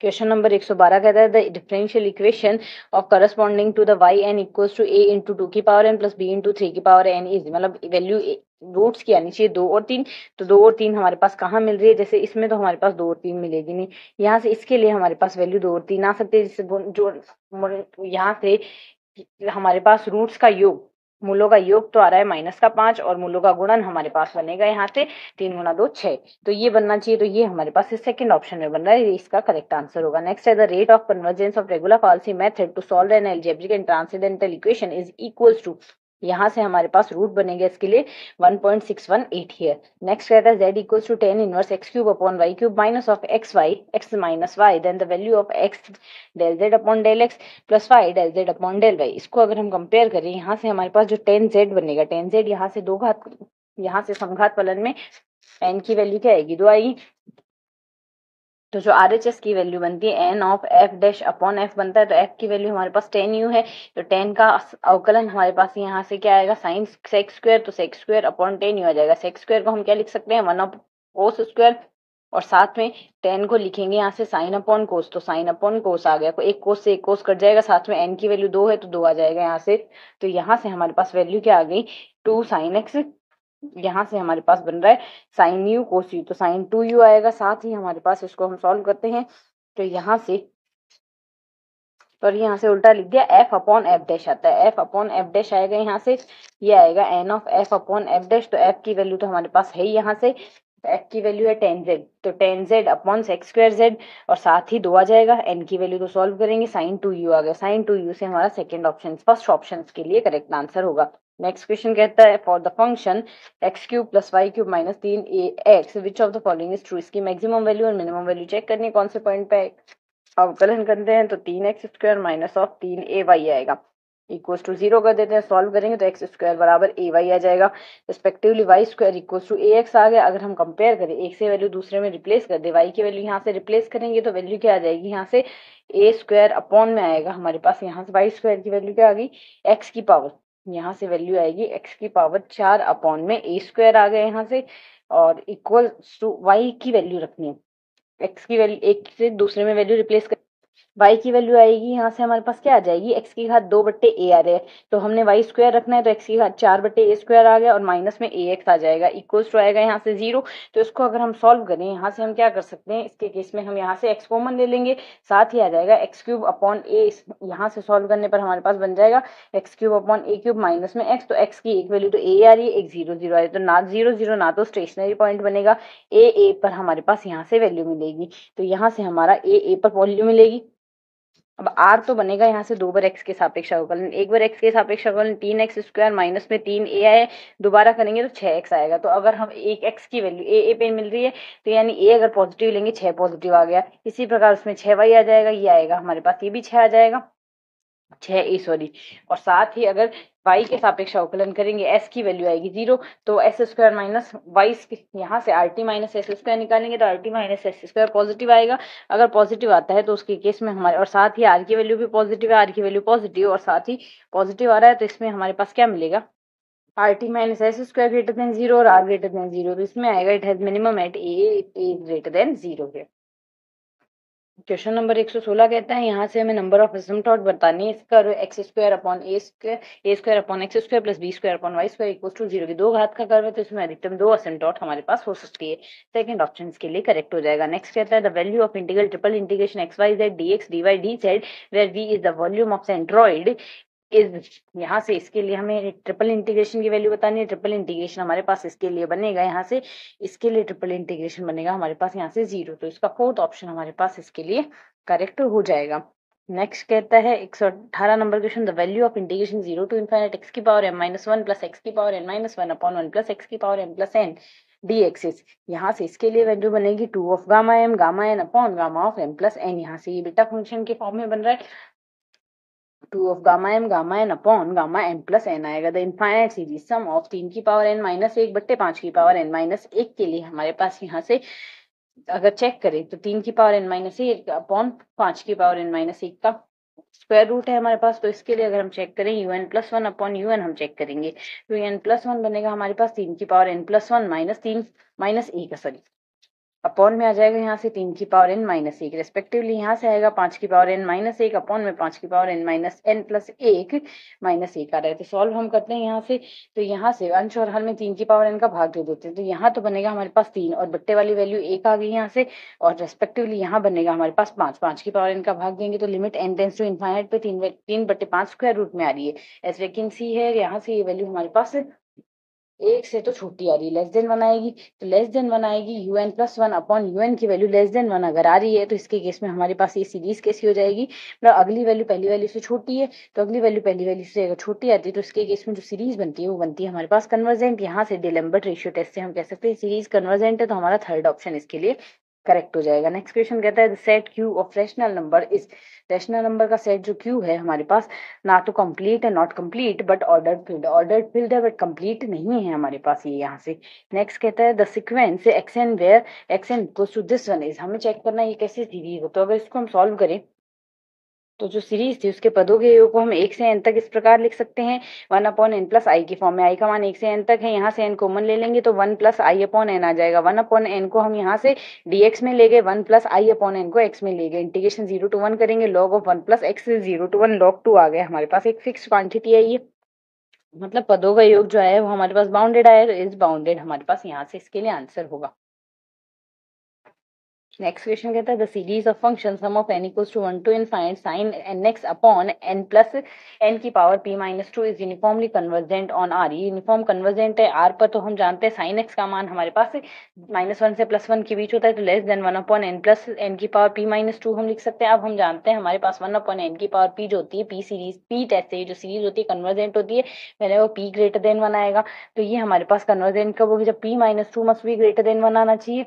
तो अगर हमारे पास यहाँ से कन्वर्जेंट ही चेक करें तो p must be greater then 3, p 3 से बड़ा आएगा तो उसके केस में कन्वर्जेंट आएगी। तो यहाँ से हमारा फर्स्ट ऑप्शन इसके लिए करेक्ट आंसर हो जाएगा। नेक्स्ट क्वेश्चन अगर देखें, विच of the following statement is true, कौन सा स्टेटमेंट हमारे पास ट्रू है। तो ट्रू स्टेटमेंट है every monotonic function is R integrable, सारे मोनोटोनिक फंक्शन हमारे पास आर इंटीग्रेबल होते हैं। नेक्स्ट क्वेश्चन कहता है the supremum and infimum of the set is, supremum और इन्फीमम चेक करने हैं तो हम यहाँ से देखिए हमारे पास ये सीरीज है, पहले तो इसको हम सॉल्व कर लेते हैं। ये आएगा n इक्वल्स टू 1 पे लेंगे तो -1 आएगा, n इक्वल्स टू 2 पे 1/2 then -1/3 plus 1/4 and then so on आ रहा है। तो यहाँ से अगर देखें तो -1 -1/3 माइनस में वैल्यू धीरे धीरे गिरती हुई है और प्लस में भी वैल्यू धीरे धीरे गिरती हुई है। तो यहाँ से हमारे पास जो सबसे कम वैल्यू आएगी 1 - 1 हमारे पास 0 आ जाएगा, तो मिनिमम वैल्यू तो आ रही है 0 और मैक्सिमम वैल्यू भी 1/2 जुड़ेगा तभी आएगी, तो 1 + 1/2 यानी 3/2, मैक्सिमम वैल्यू 3/2, मिनिमम वैल्यू आएगी 0। तो 0 और 3/2, 0 और 3/2 से हमारा सेकंड ऑप्शन इसके लिए करेक्ट हो जाएगा। नेक्स्ट क्वेश्चन कहता है the values of constant L M N for which the directional derivative phi equals to Lx y square plus myz plus nz square x cube at the point 1 2 -1 has the maximum magnitude 64 along z axis is equals to। तो phi दिया, phi का हमने x के सापेक्ष अवकलन कर दिया, y के सापेक्ष अवकलन कर दिया एंड z के सापेक्ष भी हमने अवकलन कर दिया है फाई का। और हमने जिस पॉइंट पर वैल्यू 1 - 2 -1 पे निकालनी है ये वैल्यूज हमने चेक कर लिया। अब अलोंग z एक्सिस चेक करना है, तो अलोंग z एक्सिस इसका जो ग्रेडियंट आएगा डॉट प्रोडक्ट इसका z एक्सिस में k वेक्टर आएगा, सिर्फ k के साथ डॉट प्रोडक्ट आएगा 0, तो k में हमारे पास यहाँ से सिर्फ ये टर्म रहेगी, इसके साथ मैक्सिमम वैल्यू कितनी आ रही 64 के इक्वल आ गया। दोनों साइड हमने 2 से डिवाइड कर दिया तो m - n की वैल्यू 32 आनी चाहिए। अब साथ ही हम जानते हैं जो x और y के जो गुणांक है वो भी हमारे पास यहाँ से 0 के और अग्रसर हो रहे हैं, तो 4l + 3m = 3n = 0 और 4l - m = 0। तो अब अगर ऑप्शन से कंपेयर करें m = 4l आना चाहिए और m और n का जो डिफरेंस है वो हमारे पास 32 के इक्वल होना चाहिए। m और n का डिफरेंस 32 के इक्वल होना चाहिए, l और m का डिफरेंस 32 के इक्वल होना चाहिए। साथ ही हमारे पास यहाँ से 4 गुना होना चाहिए, तो इसके लिए हमारा जो सेकंड ऑप्शन है वो करेक्ट आंसर इसके लिए बन रहा है। नेक्स्ट क्वेश्चन हमें यहाँ से कहता है if r B the unit vector, r अगर हमारे पास नेक्स्ट क्वेश्चन कहता है अगर r हमारे पास यूनिट वेक्टर हो, r equal to mod of magnitude of r हो then divergence of r cap, r cap का डाइवर्जेंस हमें बताना है। तो r कैप हमारे पास बेसिकली लिखा क्या जाएगा, r कैप होगा r upon vector r upon r का मैग्नीट्यूड, तो r वेक्टर अपॉन r का मैग्नीट्यूड इसको हम xi + yj + z के अपॉन r लिख सकते हैं। तो यहाँ से इसको हम लिखे तो सम ऑफ xi अपॉन r आ रहा है, तो यहाँ से हमने इसका डाइवर्जेंस निकालना है, मतलब i के गुणांक का x के सापेक्ष अवकलन, j के गुणांक का y के सापेक्ष अवकलन, k के गुणांक का z के सापेक्ष अवकलन। तो इसका x के सापेक्ष अवकलन एक तो आएगा, समेशन लगेगा 1/r आ जाएगा, 1/r आ गया और साथ ही 1/r का करेंगे तो माइनस का x एज इट इज आ गया -1/r² del r upon del x का x/r आएगा। इसको हम आगे सॉल्व कर लेते हैं। तो जैसे ही हम इसको आगे सॉल्व करते हैं हमारे पास इसके लिए वैल्यू क्या बन जाएगी, 1/r 3 बार जुड़ेगा और ये बनेगा x² अपॉन r³ को r² लिखेंगे तो 1/r आ गया, यानी 2/r आ जाएगा यहाँ से।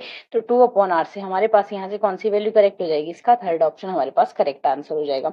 The value of the surface integral integration of axi plus byj plus czk dot n ds where s is the surface area surface square x square plus y square plus z square बराबर 9 is equals to, यहाँ से तो इसकी value हमारे पास यहाँ से क्या आएगी, इसकी वैल्यू हमारे पास आएगी 36 पाई ABC, क्योंकि यहाँ से अगर इसके लिए डाइवर्जेंस निकाले, डाइवर्जेंस तो आएगा यहाँ से i के गुणांक का x के सापेक्ष अवकलन, तो आएगी वैल्यू a, नेक्स्ट में आएगी वैल्यू b, नेक्स्ट में आएगी वैल्यू c। तो साथ ही अगर यहाँ से हम इसके लिए एरिया देखें तो पाई आर यहाँ से हमारे पास वैल्यू क्या आ जाएगी, ए बी सी तो एज इट इज आ गया,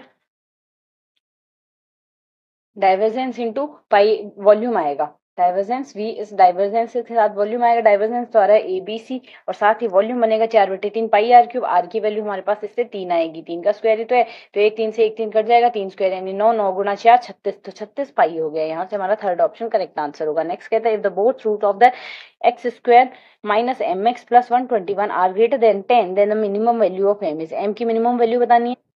तो वैल्यू हमारे पास यहाँ से 10 से बड़ी यानी चाहिए मूलों का योग आ रहा है m, तो m must be greater then 10 + 10 यानी 20 से तो बड़ा आएगा, तो ये ऑप्शन तो डिस्कार्ड हो गया। नेक्स्ट कहता है यहाँ से b² - 4ac निकालें, मस्ट बी ग्रेटर देन 0 यानी m² की वैल्यू 4 × 121 से तो ज्यादा ही आनी चाहिए। दोनों साइड स्क्वायर रूट कर लें तो m की वैल्यू हमारे पास क्या आ जाएगी, यहाँ से 4 का स्क्वायर रूट 2 और यहाँ ग्रेटर देन इक्वल टू आ सकता है, और यहाँ से इसका रूट आएगा 11, 11 × 2 22, मतलब यहाँ से m की value greater than equal to 22 आएगी, तो मिनिमम वैल्यू आ गई 22 यहाँ से इसका आंसर। क्वेश्चन नंबर 129 कहता है AXYZ B are in AP and X plus Y plus Z equals to 15 and AXYZ B are in HP, then 1/X 1/Y 1/Z equals to 5/3, then the value of A and B are equals to A और B की value बतानी है। तो as according to this question दिया हुआ x + y + z equals to 15, हम जानते हैं x y z अगर हमारे पास एपी में है तो 2y equals to x + z लिखा जा सकता है, तो यहाँ से वैल्यू रिप्लेस करेंगे 3y बन जाएगा, 3y बराबर 15, तो y का मान 5 आ गया। रेस्पेक्टिवली यहाँ से x y z एचपी में भी तो है, तो अगर एचपी में है तो 1/x + 1/y + 1/z equals to 3/y है, बराबर में आ रहा है 5/3, सिंप्लीफाई करते हैं तो y का मान 9/5 आ रहा है। अब अगर हम यहाँ से देखें तो y अगर हम यहाँ से x y z और b ये अगर हमारे पास एपी में है तो x y z का अगर गुणा देखे यहाँ से a और b का जो यहाँ से योग करके 2 का भाग देंगे, इनका जो मध्य आएगा वो हमारे पास यहाँ से y आएगा, तो a + y की वैल्यू 5 थी तो सिंप्लीफाई करके a + b की वैल्यू 10 आ गई। रेस्पेक्टिवली एचपी में भी तो थे तो 2/1/a + 1/b बराबर y आएगा, y की वैल्यू 9/5 थी, ये बराबर 2ab/10 आ गया। सिंप्लीफाई कर दे, इनको कैंसिल आउट होने पर 5 आएगा और 5 से 5 कैंसिल आउट हो गया, ab बराबर 9 आ जाएगा, ab बराबर 9 आ रहा है और a + b बराबर 10 आ रहा है, b बराबर 10 - 9 आएगा, वैल्यू सब्स्टिट्यूट करेंगे, a² - 10 a + 9 बराबर 0, तो a - 9 और a - 9 और a - 1 बराबर 0 आएगा, a का मान 1 तो 1 आ रहा है और 1 9 आ रहा है, तो यहाँ से हमारा ऑप्शन थर्ड 9 और 1 वाला करेक्ट आ जाएगा, थर्ड ऑप्शन यहाँ से इसके लिए करेक्ट आंसर आएगा। नेक्स्ट है f(x) हमारे पास क्वाड्रेटिक फंक्शन है, f(1) equals to f(-1) a b c are in GP, then f'(a) f'(b) f'(c) are हमें बताना है किसमें होंगे। अगर क्वाड्रेटिक फंक्शन मान के चले f(x) बराबर ax² + bx + c, तो f(1) इक्वल्स टू f(-1) दिया, वैल्यू सब्स्टिट्यूट कर देते हैं, दोनों पक्षों में 2b बराबर -b आ गया यानी 2b बराबर, तो यहाँ से f(x) बराबर ax² + c आ गया, f'(x) बराबर 2ax आ गया, f'(a) की वैल्यू 2a आ गई, 2ab और 2ac रेस्पेक्टिव वैल्यू आ गई। abc अगर हमारे पास जीपी में तो b² इक्वल्स टू ac लिख सकते हैं, तो अगर इसमें वैल्यू रखें तो यहाँ से हमारे पास सिंप्लीफाई करके दोनों पक्षों में 4a² से गुणा कर दिया, तो LHS में 4a² एक साथ लिख दिया, इसमें 2a करके लिख दिया, तो f'(b) का स्क्वायर बराबर f'(a) × f'(b) आ रहा है, यानी f'(a) f'(b) f'(c) भी हमारे पास जीपी में है, तो ये भी जीपी में है, तो हमारा सेकंड ऑप्शन करेक्ट होगा।